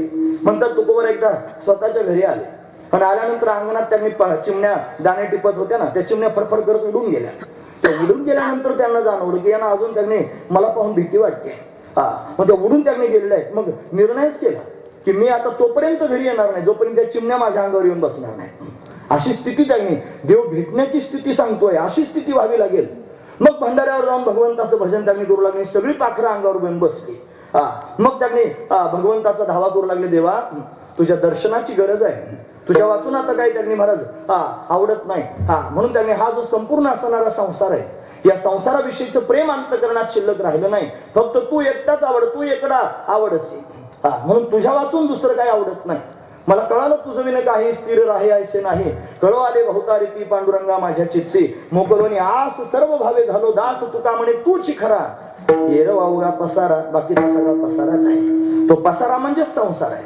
संसार शब्दाचा अर्थ जर त्यांनी काय करायचा असेल तर तो त्यांनी संसार शब्द व्याकरणाच्या दृष्टीने जर पाहिला तर श्रू नावाच्या धातूपासून तयार झाला. श्रू सरती इति संसार, हा जो सम्यक रूपेने सरती इति संसार, जो सरकतोच आहे त्याला संसार म्हणायचं. हा 2-3 प्रकारचा संसार पाहता येईल. पहिला संसार आहे जन्म मरण रूपी संसार. पुनरपि जननम पुनरपि मरणम पुनरपि जननी जठरे शयनम, यह संसार. हा संसार आहे. शंकराचार्य वर्णन करून सांगतात हा संसारच आहे, जन्माला येणं आणि मरण संसार आहे. दुसरा संसार समष्टी असणारा संसार म्हणजे जगत, याला प्रपंच म्हणतात, संसार म्हणतात, तो त्यांनी समष्टी असणारा संसार आहे. आणि तिसरा संसार शरीर, हे पण संसारच आहे. हा पण संसारच आहे म्हणत, ज्याचं त्याचं त्यांनी स्वतंत्र आहे पण संसारच आहे. म्हणून त्यांनी मला या 3 गोष्टी आहेत, जन्ममरण रूपी संसार आहे, जगत रूपी संसार आहे आणि शरीर रूपी संसार आहे. आपण सर्वजण या तिघांच्या बाहेर जातच नाही. आपण फार तर फार महत्व दिलं तर शरीराला महत्व देऊ आणि याच्यापेक्षा जास्त महत्व दिलं तर जगाला महत्व देऊ. शरीराला महत्व देऊन जगाला महत्व देऊन जीवन जगणारा जो मनुष्य आहे तो त्यांनी महाराज भगवंतापासून परान्मुख झालेला आहे. त्याचं लक्ष देवाकडे नाही, त्याचं लक्ष स्वतःच्या शरीराकडे आहे आणि जगताकडे आहे. तो तेवढ्यातच त्यांनी फिरतोय. त्याचं सत्तांतर होत नाही. 3 सत्ता त्यांनी सांगितल्या. पहिली सत्ता आहे पारमार्थिक सत्ता, ज्याच्यात परमात्मा राहतो. दुसरी आहे प्रातिभाषिक सत्ता आणि तिसरी सत्ता आहे व्यावहारिक सत्ता. व्यवहार संगती लावण्याकरिता व्यावहारिक सत्ता मानली. तो व्यावहारिक सत्तेला सोडूनच जात नाही. त्याला प्रातिभाषिक आणि पारमार्थिक केव्हा कळेल? महत्वाची गोष्ट आहे. खरंच जर परमार्थ करायचा असला तर मायबाप, माझी विनंती आहे सगळ्यांना, जरा कान उंच करून ऐका. महत्वाचा मुद्दा आहे. हे कधीतरी आपल्या मनात धारण करा की असंही काहीतरी परमार्थात असतं. नाही तर 2 तास फक्त हसून लोकांचं मनोरंजन करणं याला कीर्तन म्हणत नाहीत. लोकांच्या पोटात घुसून लोकांना त्यांनी एक मूळ असणारा मुद्दा स्पष्ट करून सांगणं, याच्याकरिता हे कीर्तन आहे. नाचू कीर्तनाचे रंगी आणि ज्ञानदीप लावू जगी. म्हणून सर्वांच्या अंतकरणामध्ये दिव्य प्रकाश त्यांनी पडावा आणि जे त्या मुद्द्यावर आरूढ नसतील त्यांना जाग करण्याचं काम करावं, हे महत्वाचंच आहे. म्हणून त्यांनी महाराज याच्या बाहेर लोक पडत नाहीत. म्हणून ते सगळे त्यांनी महाराज संसारात अडकलेले आहेत. पण असं जोपर्यंत होत नाही, या शरीराचा विसर पडत नाही, या त्यांनी महाराज जगताचा विसर पडत नाही, तोपर्यंत त्यांनी महाराज परमात्म्याच्या प्राप्तीचा अधिकार प्राप्त होत नाही. तो परमात्मा जगतामध्ये आहे आधी निश्चय करावा, तो भेटत असतो असा निश्चय करावा आणि मला प्राप्त करून घ्यायचा आहे, तो मलाही भेटणार आहे हे आपल्याला कळावं. मग चालायला सुरुवात करावी, मग त्यांनी शुभेच्छा अंतकरणात धारण करावी, मग सुविचारणा, मग तनुमानसा, मग सत्वापत्ती, मग असंसक्ती, मग पदार्थाभाविनी, मग तुर्यक स्थितीपर्यंत जाता येईल. असं कसं जाता येईल? म्हणून आधी त्यांनी महाराज सुविचारणा केली पाहिजे, विचारण्याकरिता गेलं पाहिजे. मग त्यांनी महाराज या सगळ्या गोष्टी पुढे आपोआप सरकत जातील, स्वरूपापर्यंत जाता येईल. मग तो परमात्मा कळेल, तो कळाल्यानंतर पाहायला भेटेल. म्हणून आधी सोनियाचा दिन वर्षे अमृताचा घनू, पाहिला रे हरी पाहिला रे, सबाई अभ्यंतरी अवघा व्यापक मोरारी. पाहिला ना महाराज, योगिया दुर्लभ तो म्या देखील साजनी, काही पाहता पाहता मनानं पुरे धनी. म्हणून अनंत रूपे अनंत वेशे देखिले म्या त्यासे, आणि बापर कुमादेवीवर खुन बाणले कैसे. आधी पाहिलं आणि पाहिल्यानंतरचा पुढचा भाव आहे भेटण्याचा. मग त्याने महाराज देवा तुम्हाला भेटला पाहिजे. तुला जर जगताच्या रूपानं प्रगट होता येतं, तुला अनेक रूप धारण करता येतात, तर तुला सगुण साकार रूप धारण करून माझ्या समोर का प्रगट होता येत नाही सांग. तुला त्यांनी सुंदर रूप धारण करून माझ्या समोर का येता येत नाही सांग. असा भाव अंतकरणात निर्माण व्हावा. मग आपण ठरवावं त्यानं कोणत्या रूपात आपल्या समोर यायचं, मग त्या रूपाचं आपण चिंतन करायचं. बाकीच्या सगळ्या गोष्टींचं चिंतन बंद करून अंतकरणात साठवलेला जो संसार आहे, तो संपूर्ण संसार त्यांनी महाराज बाजूला सोडून आणि परमात्म्याला हृदयामध्ये साठवायचं आणि अखंड परमात्म्याचं चिंतन करायचं आणि त्या परमात्म्याला पाहण्याचा प्रयत्न करायचा. आधी आपण ठरवायचं कसं आहे. तो जर विटेवर उभा असणार तुम्ही पाहत असाल तर त्याचं तसं ध्यान करायचं. त्याला चतुर्भुज रूपानं पाहण्याचा प्रयत्न करत असाल त्याचं तसं ध्यान करायचं. त्याला राम रूपानं कृष्ण रूपानं पाहत असाल त्याला त्या पद्धतीने आठवायचं. गरज आहे महाराज त्याची. ध्रुवाची त्यांनी भगवंताचं चिंतन करत होते ना, चतुर्भुज असणारा परमात्मा ध्रुवाच्या हृदयात प्रत्यक्ष त्याला दिसत होता. त्याला का भेटला त्याचं कारण त्यानं आधी हृदयात साठवला. अशा पद्धतीनं मला तो दिसला पाहिजे. नारदजींनी त्याला उपदेश केला होता. ध्रुवजी ध्यान करत होते. भागवतात फार सुंदर ध्यान ध्रुवजींचं वर्णन करून सांगितलं. ध्रुवजी त्यांनी भगवंताला पाहतो ते सावळा सुकुमार असणारा माझा भगवान आहे. त्याचे चरण कर्दळीच्या गाभ्या समान त्यांनी कोमल आहेत. त्याच्या पायाची नख स्फटिकासारखे दैदिप्यमान आहेत. त्यानं समान चरण ठेवलेले आहेत. त्यानं पिवळा पितांबर धारण केलेला आहे. त्याची कंबर सिंहासारखी लवचिक आहे. त्याचं उदर त्रिवलीने युक्त आहे. त्याची नाभी अतिशय सखोल आहे. त्याचं वक्षस्थल विस्तीर्ण आहे.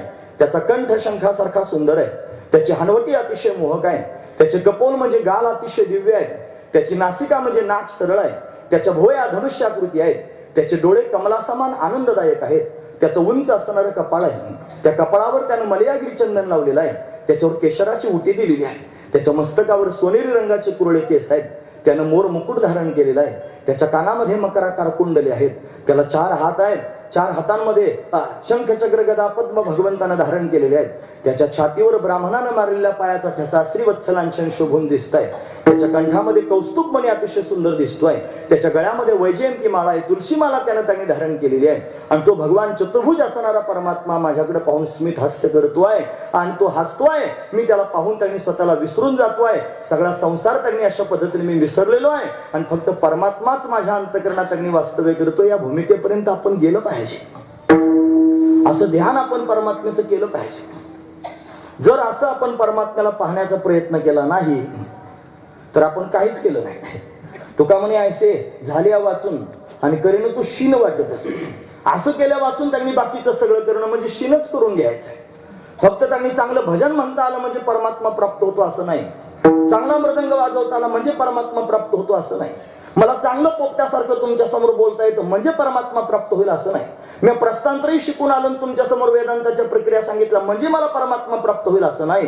तो परमात्मा मला केव्हा प्राप्त होईल जेव्हा मी अंतकरणापासून भगवंतावरच प्रेम करून त्यांनी अशा पद्धतीने त्याचं ध्यान करेल, त्याचं स्मरण करेल आणि त्याच्या स्मरणात त्यांनी महाराज बाकीचं सगळं सोडून देईल. त्यावेळेला तो परमात्मा माझ्यावर प्रेम करेल. तेव्हा तो परमात्मा विशेष रूपाने माझ्यावर प्रेम करून माझ्या मागे मागे धावेल.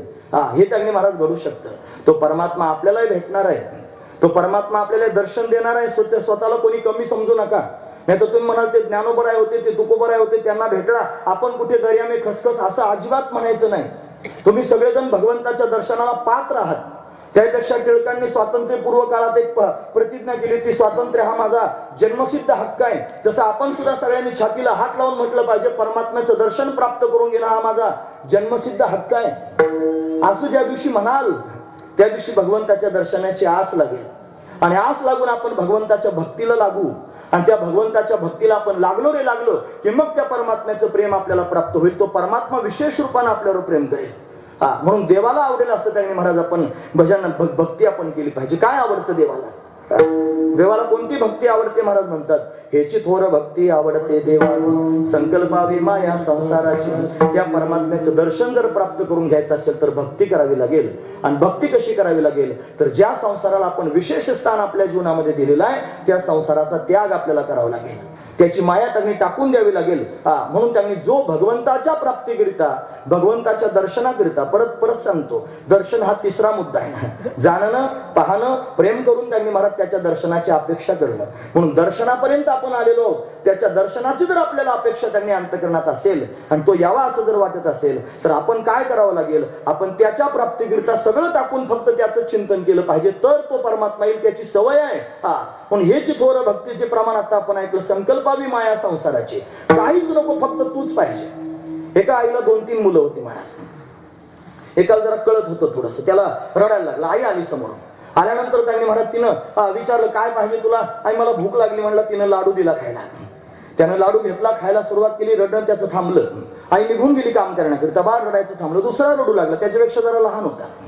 आई आली धावत धावत. त्यांनी रडतोय म्हणून त्याच्या हातात खुळखुळा दिला. की ना खुळखुळा वाजवायला लागला. बाळ रडायचं थांबलं. आई काम करायला निघून गेली.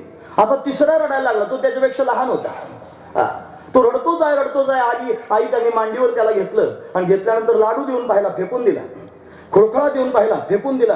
मग काय करायचं? लाडू घेत नाही, खुळखुळा घेत नाही, रडायचं थांबत नाही. मग आईनं तिची कामं बंद करून टाकली आणि त्या बाळाजवळ बसूनच राहिली आणि त्याला अशा पद्धतीने हृदयाला लावलं. तुम्ही ऐकता सर्वजण? महत्वाचा मुद्दा आहे. का बरं पहिल्या दोघांच्या करिता थांबली नाही आणि याच्या करिता थांबली? त्याचं कारण आहे महाराज. पहिल्या दोघांनी लाडू मागितला, कोणी खुळखुळा मागितला. त्यानं तो दिला, आई निघून गेली. याला लाडू नको होता आणि खुळखुळा पण नको होता, याला आई पाहिजे होती म्हणून आई थांबली. काही भक्त तसे लाडूवरचे असतात, फक्त लाडू. काही भक्त खुळखुळ्यावरचेच असतात. फक्त संसाररूपी खुळखुळा त्यांना वाजवायला मिळाला की ती त्याच्याकरिताच देवाची भक्ती करतात. हे लाडूवरचे आणि खुळखुळ्यावरचे जे आहेत ना, त्यांना देव प्राप्त होत नाही महाराज. ज्यांनी लाडू सोडून दिला आणि ज्यांनी खुळखुळा पण सोडून दिला त्यांना आई प्राप्त झाली. त्यांच्यावर विशेष. नाहीतर मुलं तिचेच आहेत, तिन्ही पण तिचेच मुलं आहेत. पण एकावर विशेष प्रेम करताना दिसली आणि बाकीच्यांना जरा थोडस दूर केल्यासारखं दिसलं. का? ते लाडू घेऊन शांत झाले ना, ते खुळखुळा घेऊन शांत झाले. तसे भक्त सुद्धा आहेत. चतुर्विधा भजन ते माम.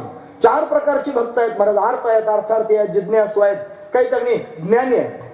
असे 4 प्रकारचे भक्त आहेत. म्हणून त्यांनी काही अर्थ त्यानं भगवंताकडे जातात, काही अर्थार्थ रूपाने त्यांनी महाराज जातात, काही मागण्याकरिता जातात. देव त्यांच्यावर त्याच हे यथा माम प्रपद्यन्ते तांस तथैव भजाम्यहम्. मी त्यांनी त्याच पद्धतीने त्यांच्यावर प्रेम करतो. भगवानही त्यांनी म्हणतो. पण आपल्या सर्वांवर भगवान प्रेम करतो, करत नाही असं नाही.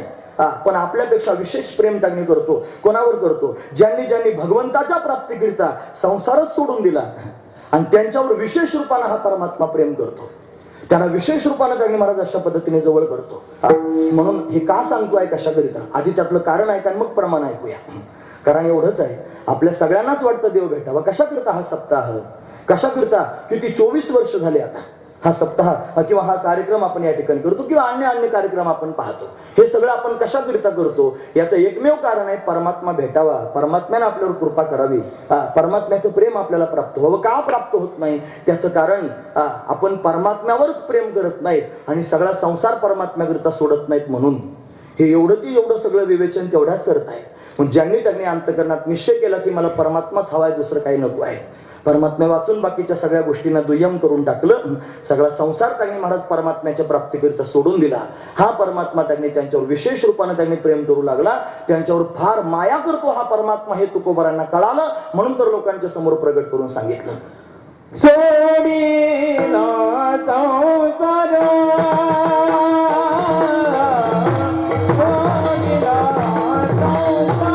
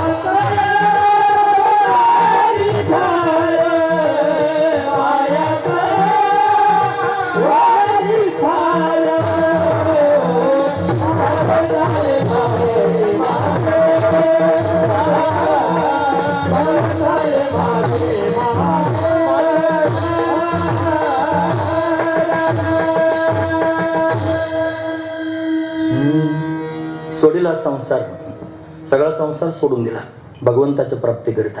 म्हणून हे माया तयावरी फार, ज्यानं सगळा संसार देवाच्या प्राप्तीकरिता सोडला, या देवाची त्याच्यावर फार जास्त माया आहे महाराज. म्हणून तो दर्शन देण्याकरिता त्याला येतो, त्याच्या अवतीभोवती उभाच राहतो. महत्वाची गोष्ट आहे, आपल्याला दर्शन व्हावं असं जर वाटत असेल तर आपण सुद्धा त्यांनी हे सूत्र आपल्या लक्षात घेतलं पाहिजे. परमात्म्याच्या दर्शनाकरिता आपल्या अंतःकरणातून संसार बाजूला झाला पाहिजे. नाही तुम्ही म्हणाल तू म्हणतो संसार सोडला पाहिजे आणि मग देव त्यांनी प्राप्त होत असतो फार माया करतो, मग देवा की आम्ही बायका पोरं सोडून असं त्यांनी ऐका. बायका पोरं सोडून त्यांनी हिमालयात जा असं माझं म्हणणं नाही. बाहेरून सोडू नका, आतून सोडा. सोडायची गरज आहे, आतून सोडायची गरज आहे. बऱ्याच गोष्टी आतून धरलेल्या असतात, बाहेरच्या त्या गोष्टींना काही घेणं देणं नसतं महाराज. याचं त्यांना आतून धरलेल्या गोष्टी असतात, हे अंतकरणात साठवलेलं असतं. त्यांचं अंतकरणात त्यांनी घर तयार झालेलं असतं. सगळी लोक कीर्तनाला येतात, कथेला येतात, प्रवचनाला येतात आणि आले की मंडपात येताना नियम असतो बाहेर चप्पल काढून यायचं. चप्पल त्यांनी बाहेर काढून ठेवली जाते आणि हे कीर्तनात बसलेले असतात. काही लोक असे पाहायला मिळाले की 2 तासाच्या कीर्तनात 4 वेळेला चपलीची आठवण येते. वस्तुस्थिती सांगते, 4 वेळेला. काही असे चतुर असतात की 2 बाजूला 2 चपली काढून येतात, एक इकडच्या टोकाला दुसरी दुसऱ्या टोकाला, चोरीला जाऊ नये म्हणून. का बरं? का कीर्तनात कीर्तन कोणाचं असतं? देवाचं असतं की नाही? मग कीर्तनात स्मरण कोणाचं करायचं असतं? देवाचंच करायचं असतं की नाही? मग कोणाचं होतं? चपलीचं. तुम्हीच सगळेजण म्हणता चपलीचं होतं. मग खरं सांगा, ही चप्पल बाहेर आहे का इथं आहे? ती बाहेर दिसते, तिला काय माहिती आपला मालक कोण आहे? तिसरा माणूस आला आणि त्यानं पायात नेली तरी ती काय म्हणणार आहे का मी आमक्याची मला नेऊ नकोस म्हणून? तिला काही घेणं देणं, ती जड आहे, ती जड असणारी चप्पल आहे, तिला काही घेणं देणं नाही. पण आपण पोटात साठवली, तिची गाठण आपल्या पोटात मारलेली आहे. म्हणून आपण त्यांनी संसार साठवलेला आहे. संसार आपल्याला त्यांनी त्रास देत नाही, आपण संसाराला धरलेला आहे. गुरुजींकडे त्यांनी महाराज एक गुरुजी दृष्टांत सांगायचे.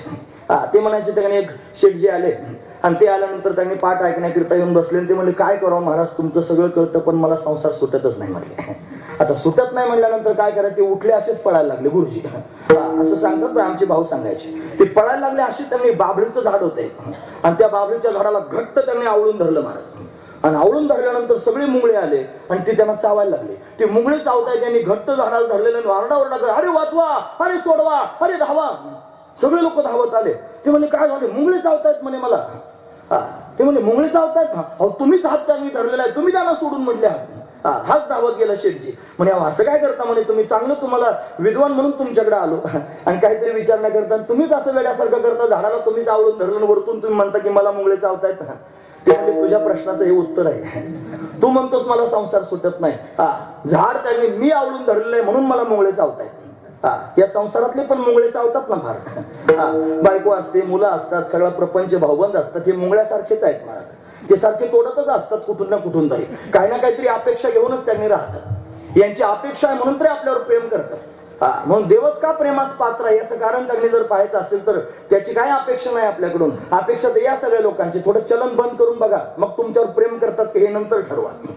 महत्वाची गोष्ट आहे. थोडं द्यायचं बंद करा, मग बघा तुमच्यावर प्रेम करतात का. तुम्ही आज करते धरते आहात, तुमच्यातली जर वीरश्री निघून गेली मग हे काय म्हणतात, साधू संतांनी प्रमाण लिहून ठेवले. ते म्हणतात बाईल म्हणे खर मरता तरी बरे, नाशियले घरात हुंकोनी.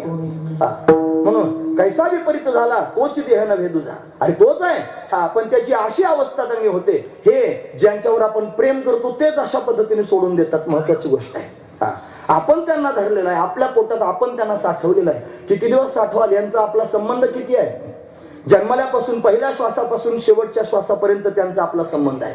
कर्मधर्म संयोगाने आपण एकत्र आलो. एखाद्या नदीला मोठा पूर यावा, दोन तटावर दोन मोठे मोठे वृक्ष असावेत आणि त्या पुराच्या प्रभावाने उन्मळून पाण्यात पडावेत आणि एकमेकात गुंतून वाहायला सुरुवात व्हावी.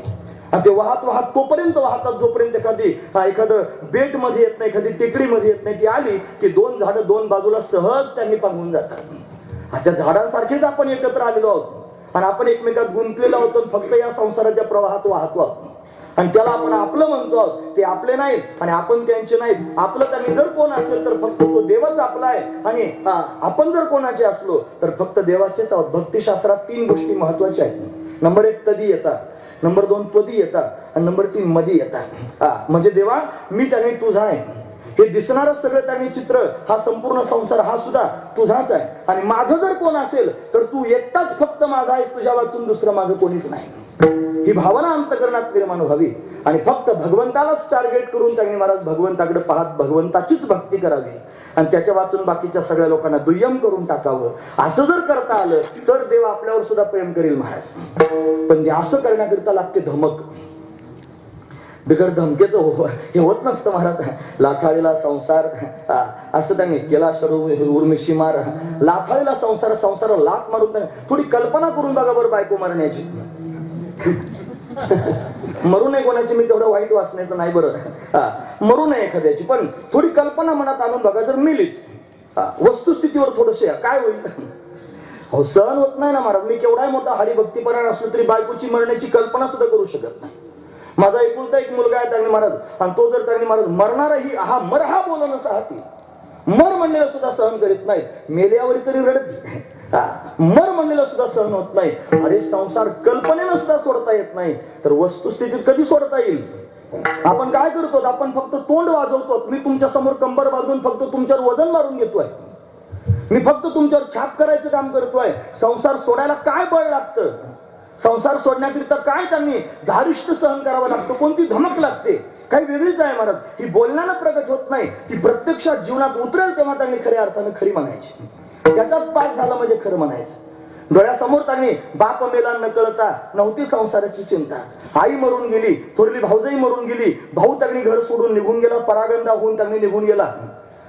एक पत्नी त्यांनी अस्थमा रोगाने त्रस्त झाली होती, तिला एक मुलगा त्यांनी संतू होता. दुसरी पत्नी त्यांनी घरामध्ये आली होती. संसारात त्यांनी दुष्काळ पडला होता, दिवाळा निघालं होतं, सगळी दानादीन त्यांनी संसाराची झाली होती आणि एवढ्या अवस्थेत तोंडातून शब्द बाहेर पडत होते, बरे झाले देवा निघाले दिवाळी. याचं नाव आहे धमक, याचं नाव आहे धमक. असं त्यांनी झालं. मगही म्हणता आलं, बरे झाले देवा बाईल कर्कशा, बरी हे दुर्दशा ज्यांना माझी, हे म्हणता त्याला येऊ शकतं ज्याच्या धमक आहे ती तुकोबारांमध्ये आहे. ती त्यांच्या धमक आहे म्हणून तर त्यांनी महाराज ते अशा स्थितीत आहेत, अशा अवस्थेत आहेत. म्हणून तर खऱ्या अर्थाने संसार सोडणं तेवढं सोपं नाही. माझ्या बोलण्यावर जर तुम्ही खरोखर लक्ष केंद्रित करून असाल तर 2 शब्द त्यांनी महत्वाचे. फक्त कल्पना करा संसार सुटण्याची. आणि महत्वाचा मुद्दा सांगतो, टार्गेट तुमचं जर देव असेल तर तुम्हाला कधीतरी संसार सोडावाच लागेल महाराज. संसार सोडावाच लागेल. जर नाही सोडला तर देव भेटणार नाही. मग तुम्ही फक्त लोकांच्या समोर स्वतःला हरिभक्तीपरायण म्हणत राहाल पण देव नाही भेटणार. महत्वाचं लिहून घ्या तुम्ही लागलीच तर माझं म्हणणं. असं नाही देव भेटणार. त्याला जर भेटायचं असलं तर त्याच्या वाचून दुसरं काही नाही. पतिव्रते जैसा भ्रतार प्रमाण आम्हा नारायण तैशा परी. पतिव्रता 2-4 प्रकारचे पतिव्रता जगात असतात. पहिली त्यांनी उत्तम श्रेष्ठ असणारी पतिव्रता कशी माहिती आहे, तिला फक्त तिचा पतीच पुरुष रूपाने दिसतो, तिला जगात दुसरा पुरुषच दिसत नाही, अशी एक पतिव्रता आहे. ती श्रेष्ठ पतिव्रता आहे. दुसरी पतिव्रता सांगतो, तिला त्यांनी पुरुष तर दिसतात पण ते पुरुष त्यांनी महाराज कोणीतरी बापाच्या रूपाने दिसतो, कोणी भावाच्या रूपाने दिसतो, कोणी मुलाच्या रूपाने दिसतो. मग त्याच्यापेक्षा कनिष्ठ आहे महाराज, तिच्यापेक्षा एक कनिष्ठ पतिव्रता आहे. तिला पुरुष दिसतात आणि ते पुरुष दिसून अंतकरणात तिच्या काम भावना जागी होते, पण धर्माची मर्यादा पाळते आणि स्वतःला त्यांनी सुरक्षित ठेवते. ही तिच्यापेक्षा कनिष्ठ आहे. आणि अजून एक कनिष्ठ आहे, तिला पुरुष दिसतात ती व्याभिचार करते. 4 प्रकारचे पतिव्रता आहेत. पण उत्तम पतिव्रता जर कोणती असेल तर जिच्या अंतकरणात त्यांनी फक्त पतीच आहे. पतिव्रतेचे हृदय जैसे आणि पती वाचून न स्पर्शे. जसं पतिव्रतेचं हृदय पती वाचून त्यांनी दुसऱ्या कोणाचा स्पर्श सुद्धा करीत नाही. पतिव्रते जैसा भक्तार प्रमाण, ही सगळी प्रमाण आपण त्यांनी पाहतो. तसं भक्ताचं सुद्धा जीवन आहे. भक्ताच्या जीवनामध्ये फक्त देवच साठवलेला असावा, त्याच्या वाचून त्यांनी दुसऱ्या कशालाच डिमांड नसावं, कशालाच महत्व नसावं. त्याच्या जीवनात काही मुद्दे त्यांनी वाढीत टाकलेले आहेत. नंबर 1, त्यानं कोण्या व्यक्तीला महत्व द्यायचं नाही ठरवलेलंच आहे. त्यानं कोण्या वस्तूला महत्व द्यायचं नाही ठरवलेलंच आहे. त्यांना कोण्या त्यांनी प्रसंगाला महत्व द्यायचं नाही. त्यानं त्यांनी अखंड भगवंताचं नामस्मरण करायचं, त्यानं सर्वस्व देवाला देऊन टाकायचं, त्यानं देवाबरोबर संवाद करायचा आणि त्यानं देवाबरोबरच व्याकुळ होऊन त्यांनी बोलत बोलत व्याकुळ होऊन रडायचं. हे त्याचं जीवन आहे महाराज, हे भक्ताचं जीवन आहे. पण त्याच्या अंतकरणात त्यांनी बाकीच्या कोणत्याच गोष्टी नाहीत. म्हणून तर त्यांनी महाराज अशी अवस्था ज्याची होते, अशा पद्धतीने संसार जो त्यांनी संपूर्णपणे सोडून देतो, हा परमात्मा त्याच्यावर भरभरून प्रेम करतो महाराज. हे सोडिला संसार माया तयावरी फार, त्याच्यावर फार माया करतो, फार प्रेम अशा पद्धतीने करतो. मग काय करतो? प्रेम करतो म्हणजे हा सदैव त्याच्या बरोबरच राहतो, कायमस्वरूपी त्याच्या मागे मागेच राहतो महाराज. त्याला सोडून कधी जात नाही, अखंड त्याच्याकडे पाहत राहतो. त्याला पाहणं त्यांनी हाच एक धंदा देवाला शिल्लक राहतो. देव दुसरा काही धंदा करत नाही. जो अखंड त्याचं चिंतन करतो आणि भगवान त्यांनी त्याच्या अवतीभोवती सारखा फिरत राहतो, त्याच्याकडे पाहत राहतो. तो जर पुढे चालायला लागला तर हा त्यांनी त्याच्या मागे मागे चालतो. म्हणून हिंडे मागे मागे आणि घरटी जागे घाली तसे हा घरटीच घालतो महाराज, जागेवरच फिरतो त्या भक्ताच्या मागे मागे. भक्त फिरला की हा पण फिरतो, त्याचा स्वभावच होऊन जातो. या भक्ताशिवाय त्याला करमत नाही. जशी आई असते ना, ती त्यांनी बाळाशिवाय राहत नाही. तुम्हाला हिरकणी माहिती आहे, जगप्रसिद्ध आहे हिरकणी. तिचा त्यांनी कडाच आहे, तो गडच आहे त्यांनी महाराज. तिथं हिरकणीचा बुरुंज पाहायला मिळतो. तिचं बाळ आतमध्ये होतं म्हणून रात्रीतून कुलप लागली होती, जाऊ दिलं नाही म्हणून बाळा करता त्यांनी महाराज तो बुरुंज चढून आतमध्ये गेली. ती हिरकणी आहे, ती आई जशी त्यांनी सारखी बाळाचं चिंतन करते, तसं हा परमात्मा सुद्धा त्यांनी महाराज ज्यानं सगळा संसार देवा करता सोडला, सारखा त्याचं चिंतन करीत राहतो. फक्त चिंतन करतो असं नाही, त्यानं सगळा संसार सोडून भगवंताचं चिंतन करायला सुरुवात केली. म्हणून हा परमात्मा त्याच्या मागे मागे धावतो. आणि त्यांनी महाराज फक्त धावतो असं नाही, तर त्या भक्ताच्या जीवनामधल्या सगळ्या प्रसंगांमध्ये त्यांनी उभा राहतो आणि उभं राहून त्यांनी महाराज त्याचे सगळे सुख दुःख स्वतः सहन करतो. महाराज वर्णन करून सांगतात.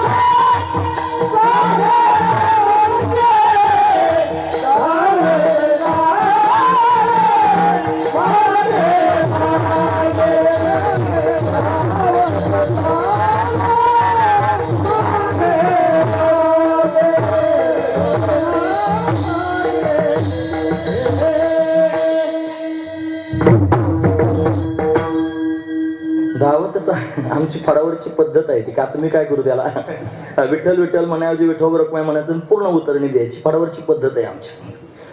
धावत चाले मागे मागे सुखदुःख साहे अंगे, हा परमात्मा त्या भक्तांच्या मागे धावत धावत चालतो.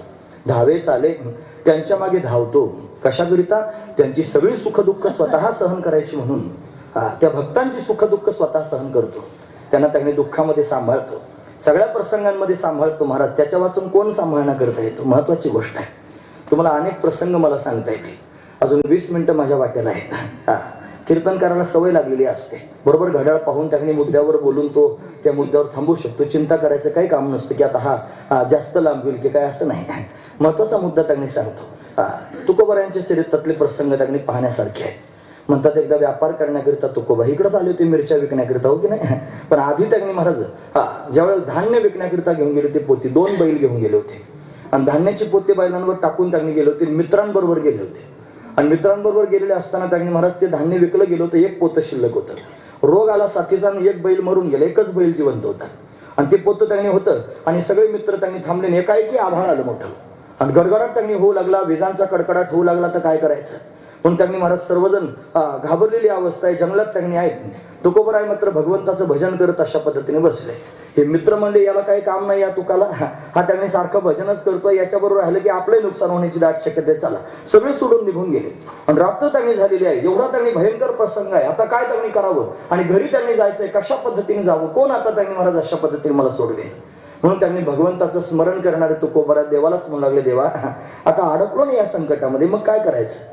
भगवान स्वतःच वाटसरूच्या रूपात आला आणि आल्यानंतर त्यांनी महाराज चरित्रात आहे बरं, महिपती महाराजांनी लिहिलेलं ओविबद्ध चरित्र आहे तुकोबरायांचं, ते आहे आमच्याकडे. त्याचा आम्ही मराठी अर्थ लिहिलाय आणि ते प्रकाशन पण काशी क्षेत्रात केले. तुकोबरायांच्या चरित्राचं प्रकाशन काशीत होऊन त्यांनी हत्तीवरून त्यांच्या चरित्राची मिरवणूक काशीमध्ये केली.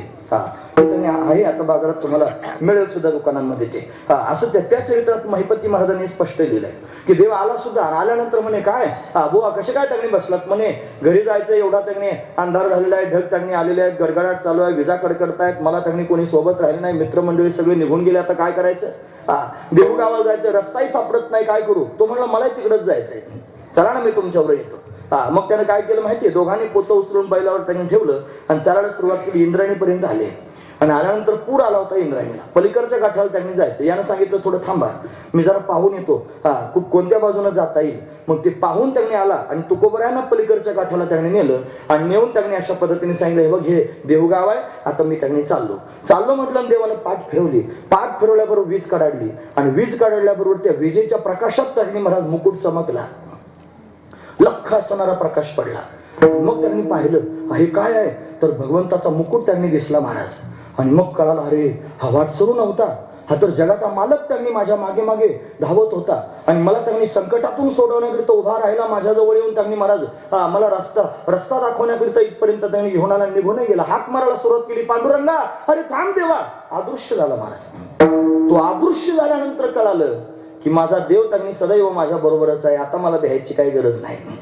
केवढे वाईट दिवस त्यांनी येतील, केवढी कठीण परिस्थिती जीवनात जरी निर्माण झाली, आता मला भीती नाही, माझा देव मला सांभाळतो आहे. पण दुष्काळाला घाबरले नाही. पत्नीला उपदेश करून त्यांनी मला सगळं त्यांनी देऊन टाकलं. म्हणतात चुलीच्या आळ्यातली राख सुद्धा दिली गोसाव्याला त्याच्या अंगाला लावण्याकरिता. म्हणजे काहीच ठेवलं नाही, सगळं त्यांनी देऊन टाकलं. सगळा संसार त्यांनी भगवंताकरिता संपवून टाकला, काही शिल्लक ठेवलं नाही. फक्त देवावर त्यांनी प्रेम करत राहिले, म्हणून हा त्यांच्यावर प्रेम करतोय. आणि फक्त प्रेम करतो असं नाही, धावे चाले मागे मागे, त्यांच्या मागे मागे धावतोय. याने त्यांनी मिरच्या विकून आले आणि एक त्यांनी चोर रस्त्यात भेटला आणि भेटल्यानंतर त्या चोरानं त्यांनी महाराज सांगितलं, मी असं आहे, मला थोडी गरज आहे त्यांनी पैशाची, माझ्याकडे सोन्याचं कडं आहे, एवढं घ्या, तुमच्याकडेचे पैसे मला द्या. किंवा आली आणि ते कडं घेतलं आणि ते देऊन टाकलं महाराज पैसे त्याच्या हातात. घरी गेले तपासून पाहिलं तर कडं कशाचं, तांब्याचं होतं महाराज ते कडं. परत तुकोबरायांना पंचायत पडली. मग त्यांनी पुन्हा गेले मीठ विकण्याकरिता बाला घातला. मग मीठ विकून त्यांनी आले. एक ब्राह्मण दिसला, त्याच्या गळ्यात लोढणं बांधलं होतं लाकडाचं आणि तो त्यांनी चालत होता. दाढी वाढलेली होती, जटा वाढल्या होत्या मोठ्या मोठ्या. त्याच्या गळ्यात त्यांनी पशुच्या गळ्यात जसं लोढणं घालावं असं त्याच्या गळ्यात लोढणं होतं. विचारलं काय झालं, म्हणे सावकाराचं कर्ज आहे म्हणून माझ्या गळ्यात त्यानं लोढणं बांधलं, जोपर्यंत कर्ज फेडत नाही तोपर्यंत. किती कर्ज आहे, म्हणे 250 रुपये कर्ज आहे. 350 रुपये मिळाले होते त्या काळातली गोष्ट. ते 250 रुपये त्याला देऊन टाकले, त्याचं कर्ज मोकळं केलं. त्यानं अजून ब्राह्मण गोळा करून आणले आणि उरलेल्या ब्राह्मणांना 100 रुपये देऊन टाकले. काही शिल्लक ठेवलं नाही. आता घरी जायचंच नाही, बायको त्यांनी कर्कश आहे, काय म्हणायला सांगता येत नाही. तिनं माहेरून त्यांनी पैसे आणले ते भावाकडून उसनवारी करून. आता काय करू, घरी गेलंच नाहीत महाराज. जंगलात जाऊन बसले भगवंताचं चिंतन करत. या देवानं तुकोबरायांचं रूप धारण केलं आणि त्यांचं रूप धारण करून घरी गेला. ते सगळेचे सगळे पैसे सावकारांचे होते देऊन टाकले आणि काही त्यांनी सोन्याच्या मोहरा आणून जिजाईच्या हातात नेऊन दिल्या आणि मग त्यांनी मी चाललो म्हणे भजन करायला निघून गेले. हे बऱ्याच दिवसांनी घरी आले आणि मग कळालं हे सगळं त्यांनी घडलंय म्हणून. मग जाणीव झाली की हा परमात्मा त्यांनी महाराज माझ्याकरता एवढं सगळं करतोय. याच्यावर आता लोक कसे विश्वास ठेवतील. मला फार वाईट वाटतं या सगळ्या गोष्टींचं महाराज. आता त्यांनी षडयंत्र सुरू आहे, असं खालून भूमिगत कार्य चालू आहे. तुकोबरायांचा घात झाला म्हणणारी लोक जन्माला आले. हे त्यांनी मान्य करायला तयार नाहीत. मला देव भेटतो हे सांगायचंय. जे देवाला मान्य करत नाहीत लोक, अशा समाजात त्यांनी मी जाऊन सांगतोय, तुम्ही त्यांनी जाणीव असणारी माणसं, तुमच्याकडे तुकोबराय आलेच स्वतः, तुम्हाला या सगळ्या गोष्टींची जाणीव आहे. पण काही असे प्रसंग पाहायला मिळतात की फार भयंकर अवस्था आहे. पण देव येत असतो, विश्वास ठेवा. तो सांभाळतो, नक्की सांभाळतो महाराज, त्याच्यावर विश्वास ठेवला पाहिजे. आमच्या जीवनातला प्रसंग सांगतो. तुम्हाला तुझं चरित्र सांगायला लागलं नाही ना. एक प्रसंग सांगतो. मला त्यांनी त्या प्रसंगाचं काही हारिक वाटतं ना महाराज, म्हणून सांगतो. एक गाडीत प्रवास करत असताना भागवत कथा करून दुसरीकडे जाण्याकरिता निघालो आणि एकाएकी गाडीतच अटॅक आला महाराज. आणि ब्रेन मध्ये क्लॉट त्यांनी होता. एकाएकी बेशुद्ध झालो. घाई नगरला नेल्यानंतर त्यांनी त्या डॉक्टरने सांगितले तर जमत नाही, पुण्याला न्यावं लागेल आणि 1 तासाच्या आत जर नेलं तर हा वाचल, नाही तर मरेल म्हणले. म्हणून ते ॲम्ब्युलन्स मधून घालून त्यांनी जाण्याकरिता तिला भोंगा होता लावलेला पुढे. आणि ते सांगत होते बाजूला सरका, रस्ता मिळत नव्हता आणि पुण्यात ट्रॅफिक जाम होतं. एक मनुष्य आला आणि तो त्यांनी मोटरसायकलवर आला आणि तो मोटरसायकलवर येऊन त्यांनी मोटरसायकलवर पुढे चालला, ॲम्ब्युलन्सच्या पुढे चालत होता आणि सगळ्या लोकांना मोठ्यानं ओरडून सांगत होता बाजूला सरका म्हणत त्यांनी जवळजवळ 6 किलोमीटर पर्यंत त्यांनी तो पुढे चालला आणि मग त्याने ॲम्ब्युलन्सला रस्ता मोकळा करून दिला. मग ती पुढे त्यांनी गेली आणि 1.25 तासात त्यांनी पुण्यात जाऊन पोहोचले. सामान्य माणसाला ऐकायला वाटेल की काहीतरीच सांगतोय, त्याला काहीतरी वाटलं तरी चालेल, पण मला हे काहीतरी वाटत नाही. मला माहिती आहे की माझा भगवान मला तळ हाताच्या पोटासारखा सांभाळतोय. मी काय एवढा दरडून तुमच्या समोर बोलतोय, मी काय एवढा अट्टहासानं तुमच्या समोर बोलतोय, त्याचं कारण माझ्या जीवनामध्ये पावला परमात्म्याच्या अस्तित्वाचा अनुभव आहे. म्हणून मी तुमच्या समोर त्यांनी अट्टहास करून सांगतोय, तुम्ही माझं ऐका सगळ्यांनी. तुम्ही भगवंतावरच प्रेम करा, संसारात राहण्याबद्दल माझं काही म्हणणं नाही, पण पोटातून संसार बाहेर काढून टाका. आणि पोटात जर जागा कोणाला देणार असाल तर फक्त पांडुरंगाला जागा द्या आणि भरभरून त्याच्यावर प्रेम करा, तो तुमच्यावर प्रेम करील. आणि फक्त प्रेम करील असं नाही, सुखदुःख साहे अंगे, तुमचे सगळे सुखदुःख स्वतः सहन करील आणि तुम्हाला सांभाळेल, प्रत्येक पावलाला सांभाळेल. महाराज महत्वाची गोष्ट आहे, तो सांभाळण्याकरिता येतो, त्याचा स्वभाव आहे भक्ताला सांभाळायला येणं. महाराज एका भक्तावर प्रसन्न झाला आणि प्रसन्न झाल्यावर विचारलं भक्ताला काय पाहिजे तुला सांग. तो म्हणला काय नाही देवा, मला वाटतं त्यांनी माझ्या सुखात आणि दुःखात तू सदैव माझ्या बरोबरच असावं, एवढीच माझी अपेक्षा आहे. भगवान म्हणला ठीक आहे. भक्ताच्या जीवनात मोठं सुख आलं आणि सुखात भक्त चालायला लागला. तो चालतोय आणि तो चालत असताना त्यांनी महाराज त्याला विचार मनात आला देव माझ्या बरोबर आहे का पाहावं. म्हणून पाहू लागला, मागे वळून पाहिलं तर दोघांच्या पाऊल खुणा दिसत्या. म्हणला माझी पण पाऊल खुण आहे माझ्या देवाची पण आहे. म्हणला देव माझ्या बरोबर आहे सुखात, पण ऊन सावलीसारखंच असतं सुख दुःख जीवनामध्ये आलं आणि दुःख जीवनात आल्यावर हा चालायला लागला. आणि चालत असताना त्यांनी मला सहज विचारला देव ऐक नाही पाहावं. मागे वळून पाहिलं तर एकट्याच्याच पावलांची खुण होती, दोघांची नव्हती. मनात विचार केला संसारातले लोक जशी त्यांनी कठीण प्रसंगात साथ सोडून देतात तसा देव सुद्धा त्याने साथ सोडून दिली. मला एकट्याला चालावं लागतंय, एकट्याच्याच पाऊल खुण आहे. म्हणून त्या दुःखाच्या त्यांनी प्रसंगातून पार झाला, भगवंताचं स्मरण करतोय, भगवान प्रगट झाले. म्हणे काय देवा कशाला त्यांनी मला वचन दिलंस, असं त्यांनी टाकून निघून गेलास. म्हणे कोण मी नाही, तुझ्या बरोबरच होतो. म्हणे कसं काय, मागे वळून पाहिलं होतं ना म्हणे मी, एकट्याच्याच पाऊल खुणा होत्या. तू म्हणला होता मी तुझ्या बरोबर राहीन सुखात आणि दुःखात. सुखात होतास, दुःखात का सोडून गेला सांग. भगवान गंभीरपणानं हसला आणि हसून म्हटलं वेड्या अरे बरोबर आहे, एकट्याच्याच पाऊल खुणा दिसल्या तुला, पण जरा थोडं वळून तरी बघ निदान त्या पाऊल खुणा आहेत कोणाच्या. मग बारकाईनं त्याने तपासून पाहायला सुरुवात केली तर त्याच्यावर त्यांनी महाराज भगवंताच्या चरणचिन्हांच्या त्यांनी विशेष असणाऱ्या मुद्रा पाहायला मिळाल्या. आणि मग कळालं अरे या तर देवाच्या पाऊल खुणा आहेत. मग देवाला विचारलं देवा माझ्या पाऊल खुणा कुठे आहेत.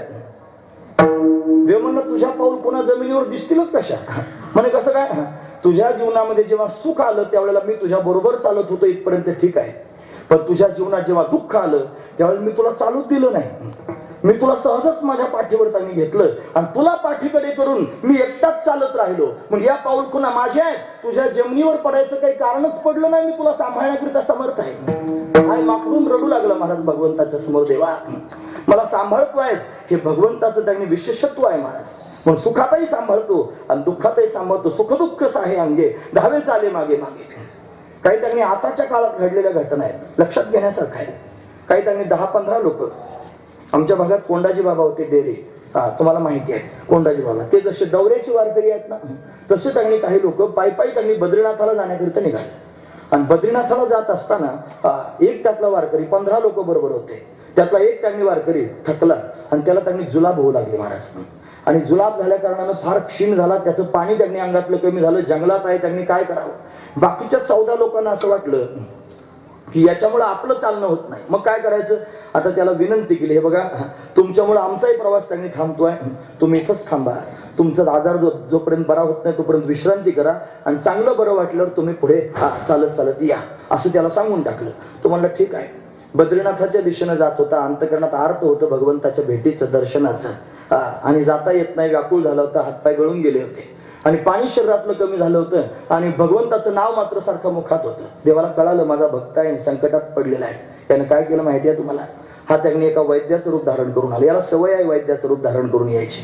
हा पुंडलिकासारखा सुद्धा वैद्यच होऊन आला होता. वैद्य होऊन आला आणि त्याला सांगितलं कसं काय रे जंगलात त्यांनी एकटाच त्यांनी दिसतोस ना, काय होतंय तुला? म्हणे काय नाही, थोडेसे ढाळ झाले, म्हणला जुलाब झाले. हा मग काय त्याने मला औषध देता येतं ना, म्हणला 3 दिवसाचा कोर्स आहे, करतोस का? म्हणे करतो ना. लगेच औषध त्यांनी काढलं की त्याच्या हातात दिलं. खा म्हणे औषध. औषध खाल्ल्याबरोबर सगळा आजार बरा झाला. दुसऱ्या दिवशी परत आला तो औषध घेऊन. औषध त्यांनी दिलं. दुसऱ्या दिवशी औषध खाल्ल्याने अजून चांगली तरतरी आली. तिसऱ्या दिवशी औषध घेऊन येणार होतं, मग याला पुढे चालायचं होतं. तो तिसऱ्या दिवशी औषध घेऊन येणार, पण याच्या मनात विचार आला की मी जंगलात आहे, इथं चिटपाखरू लवकर मला कुठे दिसत नाही, आणि हा त्यांनी अशा पद्धतीने येऊन मला औषध देतो, एवढ्या प्रेमाने देतो मला बरं करण्याकरिता, पण असेल कोण हा? विचार मनात आहे, हा कोण असेल? आता औषध घेणार नाही म्हणला, आधी त्याला विचारील तू कोण आहे, आणि मग तो जेव्हा सांगेल तेव्हा औषध घेईन. महत्वाचा विचार आहे. तो आला महाराज औषध घेऊन. म्हणे घे औषध. म्हणे औषध नाही घेणार. अरे घे ना बाबा, तुला बरं नाही व्हायचं का? म्हणे बरं व्हायचं, पण औषध नाही घेणार. म्हणे का बरं? आधी तू कोण आहेस ते सांग. एवढ्या जंगलात त्यांनी महाराज माझ्या जवळचे जे आपले म्हणण्यासारखे होते ते सगळे मला सोडून निघून गेले. आणि एवढ्या जंगलात त्यांनी तुझी माझी ओळख नाही, काय परिचय नाही, कोण तू आहेस मला माहित नाही, मला औषध देतो एवढ्या प्रमाणे तू कोण आहेस मला सांग. असं ज्या वेळेला बोलायला सुरुवात केली ना, तुम्हाला माझं काय करायचं, तुला तू फक्त औषध घे, लवकर बरं हो. नाही म्हणलं तसं नाही घेणार औषध, तुम्हाला आधी सांग तू कोण आहेस. मग त्यांनी महाराज भगवान बोलू लागला, वेड्या, अरे रात्रंदिवस ज्याचं स्मरण करतोस, रात्रंदिवस ज्याची आठवण करतोस, रात्रंदिवस ज्याचं नाव घेतोस ना, तोच आहे मी. तोच आहे मी. तुझ्या समोर त्यांनी औषध घेऊन आलो आणि तुला औषध देण्याकरिता आलो. त्याचं कारण त्यांनी तुझ्याशिवाय मला दुसरा काहीच विषय नाही रे देवा. एवढ्या जंगलात तू स्वतः त्यांनी औषध घेऊन आलास कशा करता? तो म्हणतो जिथं त्यांनी कोणी जाण्यासारखं असेल भक्ताच्या सेवेमध्ये, तिथं त्याला मी पाठवून देतो, त्याच्या माध्यमातून भक्ताची सेवा करून घेतो. आणि जिथं कोणीच जाण्यासारखं नाही तिथं मी स्वतः भक्तांचं काम करण्याकरिता जातो. मी स्वतः त्याचं काम करण्याकरिता जातो. हा माझा स्वभाव आहे. हे लक्षात घेण्यासारखंच आहे मायबाप. महत्वाची गोष्ट आहे. थोडा त्याच्यावर भार टाकून बघा ना, थोडं त्याच्यावर त्यांनी महाराज अशा पद्धतीनं स्वतःला सोडून तर बघा ना. एक दिवशी तुमच्या जीवनात अनुभव येईल महाराज, नक्की येईल. तुम्ही अनुभव घेऊन तर बघा. अनुभव घेतल्यावर मग कळेल. तुकोबरांच्या जीवनात अनुभव आला, वीज कडाडली देव दिसला, हा मदत करायला आला म्हणून जीवन बदललं आणि सर्व त्याच्यावर सोडून दिलं. मग पावला पावलाला चमत्कार होऊ लागले. फक्त अनुभव आला म्हणून तुम्ही अनुभव घेऊन बघा. तुमच्या जीवनात एक अनुभव आला की तुमचं जीवन भगवंताचंच होऊन जाईल. दुसऱ्या कोणाच्या नावावर लिहिलं जाणार नाही. फक्त त्याच्याच नावानं तुमचं जीवन तज्ञ असेल. या त्यांनी मातृशक्ती कपाळाला कुंकू लावतात, जसं एकाच्याच नावानं लावतात त्या पतीच्या, तसं त्यांनी आपलं जीवन होऊन जाईल की बस माझं जीवन भगवंताच्याच नावावर आहे. असा भाव आपल्या अंतःकरणात तयार होईल. त्याची गरज आहे महाराज, त्याची गरज आहे. अशी अनेक उदाहरणं मला तुमच्या समोर सांगता येतील. का बरं हा भगवान त्यांनी करतो? एवढी सेवा का करतो? सुखदुःखात त्यांनी सहभागी होतो, त्याच्या मागे मागे धावतो, एवढी त्याची सेवा करतो. का करत असेल? त्याचं कारण एवढंच आहे की हा भक्त त्यांनी महाराज भगवंताचं नाव घेतो आणि मग त्यांनी महाराज तो परमात्मा आईसारखा त्यांनी धावून येतो आणि त्याची सगळी कामं करतो. याने घ्यावे नाम आणि तिसी करणे त्याचे काम. याने घ्यावे नाम,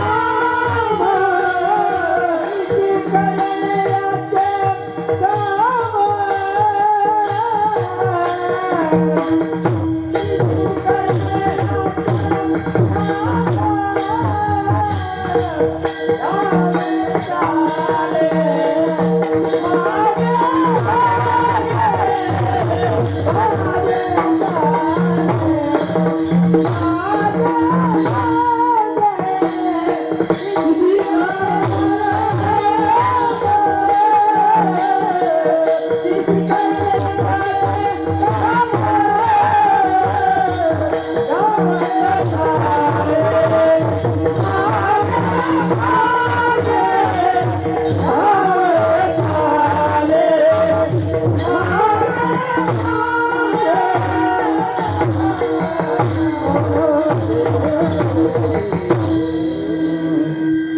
घ्यावे नाम तिसी करणे याचे काम. यानं सर्वस्व भगवंताच्या चरणी समर्पित करून त्याला जर मायबाप स्वीकारलेला आहे, तोच माझं सर्वस्व आहे असं जर हा भक्त म्हणतोय, त्याच्या वाचून जर मला कोणी नाही तदीयता त्वदीयता, मग आपण ऐकलं हे सगळं जे भक्ताचं जीवन झालेलं आहे, अशा भक्ताचं त्यांनी तो भगवान सांभाळ करतो.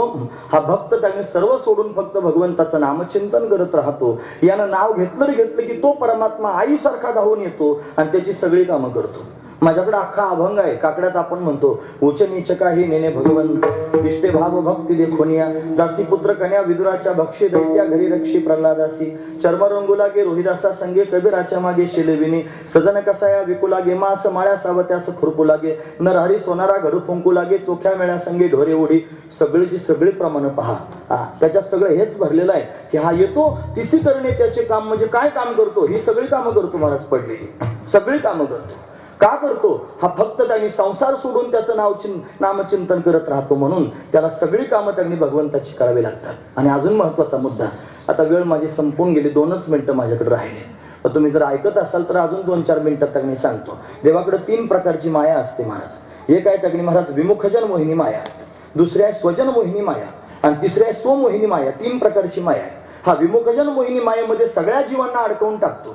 जेवढ्या लोकांच्या समोर साधू संत जातात, पाया पडतात, लागून या पाया विनवितो तुम्हाला, करटाळी बोला मुखीने, तरी लोक देवाचं भजन करीत नाहीत. ते सगळे लोक मायेच्या आधिपत्याखाली आलेले आहेत. मायेच्या पगड्यात सापडली ती माया विमुखजन मोहिनी माया आहे. पण दुसरी भगवंताची माया स्वजन मोहिनी माया, तो स्वतःच्या भक्तांवर मायेचा पगडा टाकतो, त्यांच्या जवळ जातो, त्यांची सगळी कामं करतो, पण कळू देत नाही मी आलो म्हणून. महत्वाची गोष्ट आहे. फक्त तोंडी उदाहरण सांगून पुढे चालतो. हात तोडून घेतले गोरोबा काकाने स्वतःचे. हा गेला महाराज, विठू कुंभार होऊन गेला. रुक्माईला बरोबर घेऊन गेला कुंभारीन म्हणून त्यांनी महाराज. गरुडाला बरोबर नेलं गाढव करून, आणि त्याच्या घरची माती वाहिली. रुक्माईनं पाणी भरलं, यानं स्वतः चिखल तुडवला, ती गाडगी मडकी घडायला सुरुवात केली. ज्ञानोबारांना कळलं हात तोडले म्हणून, कारण भेटायला गेले होते ना आधी गोरोबा काका. मग पंढरपुरात आल्यानंतर ज्ञानोबारांच्या मनात विचार आला की आपण गेलं पाहिजे भेटायला. गोरोबा काकांचे हात तुटले, आता काय करावं? मग गेले त्यांनी भेटण्याकरिता. मुक्ताई मोठी त्यांनी चाणक्य आहे, तिने विचारला हो मग तुमचे हात तुटले, मग उदरनिर्वाहाचं कसं? म्हणे आहे नाही कुंभार त्यांनी आलेला आहे, त्याचं नाव आहे विठू कुंभार. तो वाट सुरू आहे. तो म्हणला त्यांनी मला कोणी नाही, बाकी त्यांनी फक्त तुम्ही 2 घास मला जेवायला दिले 2 वेळेला, फक्त आश्रयला तरी फार चांगलं होईल. पण तो आश्रयाला राहिला, तो सगळं काम करतो, देवाची दया आहे म्हणजे. मग कुठे म्हणे तो? म्हणे आता विठूला कळालंच होतं हे आलेले आहे म्हणून. आता हे त्यांनी माझं भांडच फोडण्याकरिता आलेले, विठूला चांगल्यापैकी माहिती आहे, त्यानं त्यांनी पळ काढला होता तिथून. पण कुठे आहेत ते गाडगे मडके घडलेलं दाखवत तरी म्हणून पाहायला गेली मुक्ताई. हिनं पाहिल्यानंतर त्यांनी महाराज कळालं, त्या गाडग्या मडक्यांवर त्यांनी महाराज चिन्ह पाहायला मिळाले, ध्वज वज्र अंकुश, हे त्यांनी दिव्य चिन्ह गाडग्यांवर पाहायला मिळाले. मग कळाला रे हा विठू कुंभार दुसरा तिसरा कोणी नाही, हा पंढरीचाच कुंभार आलाय गाडगे मडके घडण्याकरिता. गोरोबा काकांना कळालं की जगाचा मालक माझ्या घरी गाडगे त्यांनी घडतो आहे. मग हाक मारायला सुरुवात केली, कुठे आहेस रे देवा? का त्यांनी मला दिसत नाहीस? हाक मारतायत, आकांत करतायत, पण आता देव समोर येत नाही महाराज. एवढे दिवस राहायला पण कळू दिलं नाही मी देव आहे म्हणून. मग प्रगट झाला, मग दर्शन दिलं. ही सगळ्या संतांच्या चरित्रात आहे.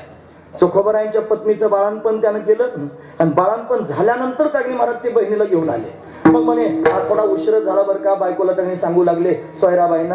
ते म्हणे काय नाही, पण वैसा आल्या ना म्हणे. आल्या मी घेऊन आलो म्हणे त्यांना. आता त्या कशा काय आल्या? म्हणे आधीच आल्या होत्या. सगळं बाळणपण त्यांनी तर केलं. मग कुठे आहेत त्या? म्हणे बाळांत ते धुण्याकरिता गेल्यात. काय बाळणपण करणं काय चांगली गोष्ट आहे का महाराज? फार खराब असतं. आपल्याला काय माहिती, यांना विचारा कशी अवस्था असते. कपडे धुवावे लागतात, ते बाळाचे त्यांनी घाणेरडे बाळांत ते धुवावे लागतात, सगळ्या गोष्टी असतात. हे देवानं केलं स्वतः. चोखोबाची बहीण झाला शारंग, असा आहे ना, तो त्याने आला. मग पाहण्याकरिता गेले. कुठं धुण्याकरिता गेला? चोखोबराय नदीवर गेले. तिथं त्यांनी बादली दिसली, त्याच्यामध्ये धुणं वाळून घड्या घालून ठेवलेलं दिसलं, पण धुणं धुणारा मात्र सापडलं नाही. मग शोधायला सुरुवात केली, कुठं आहेस? मला तू का दिसत नाही सांग. मग त्याच्या चरण खुणा त्यांनी महाराज दिसल्या, आणि त्याच्यावर लोळण घ्यायला लागले. चोखोबाराय देवा कसा रे त्यांनी असा आहेस? माझ्या बायकोचं बाळणपण सुद्धा केलं, तिसी करणे त्याचे काम, त्याला करावं लागतं मला. बाळणपण सुद्धा त्यांनी करतो, हे सगळं त्यांनी करतो. नाथांच्या घरी 36 वर्ष होता. 12 वर्ष श्रोता होता, 12 वर्ष चोपदार म्हणून उभा होता, आणि 12 वर्ष श्रीखंडाच्या रूपात होता. रुक्माईनं त्यांनी स्वप्नात जाऊन सांगितलं ब्राह्मणाला, द्वारकेत साधना करत होता 12 वर्ष भगवंताच्या दर्शनाकरिता, पण इथं नको साधना करू, देव पैठणात आहे प्रतिष्ठानपुरामध्ये, नाथांच्या घरी सेवा करतोय जा. ब्राह्मण धावतच निघाला, नाथांच्या घरी आला. त्याला माहित होतं श्रीखंड्याच्या रूपात सेवा करतो. अंगण झाडत असताना त्यांनी मला श्रीखंड्यात दिसला. म्हणे गाव हे नाथांचं घर हेच आहे का? म्हणे हेच आहे. मी ऐकलं म्हणे इथं श्रीखंड्यात अग्नी राहतो, इथंच राहतो का? म्हणे इथंच राहतो. मग नाथ महाराज आहेत का आतमध्ये? हो म्हणे, ते सगळं तुम्हाला सांगतील. देवाला आपोआपच कळालं हा आता माझं भांड फोडायला आलाय. मग काय करायचं? देवाने घाई त्यांनी महाराज कावड उचलली. त्याला कळालं आता आपलं इथलं त्यांनी संपलेलं आहे काम. म्हणून कावड उचलून गोदावरीच्या काठावर गेला आणि कावड भरून ठेवली महाराज. या ब्राह्मणानं घरात जाऊन सांगितलं, अहो तुमच्या घरी तो श्रीखंड आहे, तो सामान्य नाही, तो द्वारकाधीश आहे, जगाचा मालक आहे, तुमच्या घरात सेवा करतोय. सगळं चित्र डोळ्यासमोर उभं राहिलं. कीर्तनावरून आल्यानंतर दमून थकून यायचं आणि पाय दाबायचं काम त्यांनी करत होता श्रीखंड्या. भाजी चिरली काय, झाडून घेतलं काय, स्वयंपाक केला काय, लोकांना जेवण वाढली काय. फार थकून आल्यानंतर माझे पाय दाबले श्रीखंड्या. अधिकारानं म्हणावं, श्रीखंड्या जरा पाय दुखतायत रे, थोडे दाबून देतोस का? आणि जगाचा मालक त्यांनी माझे पाय दाबत होता. आता मी काय करू, कुठे तुला शोधू? मग कुठे गेला श्रीखंड्या, कुठे गेला श्रीखंड्या म्हणून हाका मारायला सुरुवात केली. कोणीतरी सांगितलं आताच गंगेवर गेलं. धावतच निघाले. फक्त कावड दिसली पण श्रीखंड्या दिसत नाही. आणि मग आता देव निघून गेला याची जाणीव झाली. मग त्यांनी महाराज व्याकुळ होऊन हाका मारायला सुरुवात केली. मग तो जगन्नियंता परमात्मा प्रत्यक्ष प्रगट झाला. महाराज अतिशय सुंदर रूप धारण करून नाथांच्या समोर प्रगट झाला आणि भगवंताच्या चरणांना कडकडून मिठी घातली. देवा एवढी सगळी कामं केली, 36 वर्ष माझ्याजवळ त्यांनी राहिला का बरं? त्याचं कारण त्यांनी आहे महाराज, याने घ्यावे नाम त्याचे काम. ही सगळी कामं त्यांनी का करतो तर सर्वस्व सोडून त्यांनी भगवंताचं चिंतन भक्त करतो म्हणून भगवंताला हे करावं लागतं. महत्वाचा मुद्दा आहे. म्हणून त्यांनी असाच आहे भगवान. तो त्यांनी महाराज तुमची विद्वत्ता पाहत नाही, तुमची श्रीमंती पाहत नाही, तुमचं वैभव पाहत नाही, तुमचं काही पाहत नाही, फक्त तुमच्या पोटातलं प्रेम पाहतो. आणि त्या प्रेमानच त्यांनी महाराज आकळला जातो. पण गुणदोष नाही पाहत कीर्तनी, प्रेमे चक्रपाणी वश होय, प्रेमानं वश होऊन भक्तांच्या जवळ राहतो. म्हणून अशी कृपा करणारा हा परमात्मा भक्तांची व्यथा पाहून त्यांनी महाराज त्याचं हृदय कळवळतं. जे कोवळ असणारं हृदय आहे, अशा कोवळ्या हृदयाचा भक्तांवर कृपा करणारा हा परमात्मा आई होऊन त्यांनी भक्तांना सांभाळतो. म्हणून तुकोबर आहे विशेषत्व ना अभंगाच्या शेवटच्या चरणात वर्णन करून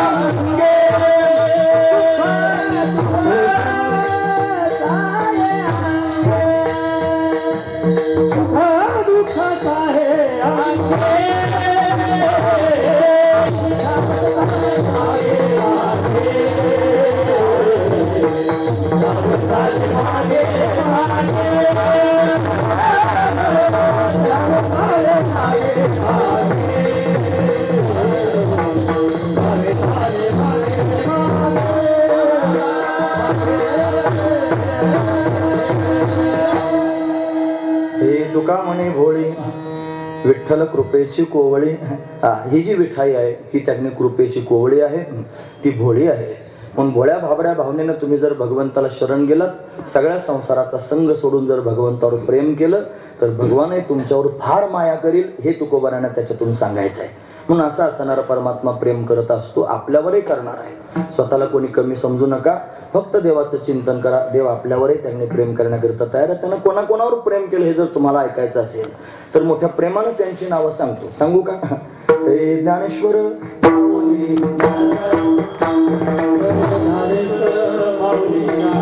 माऊली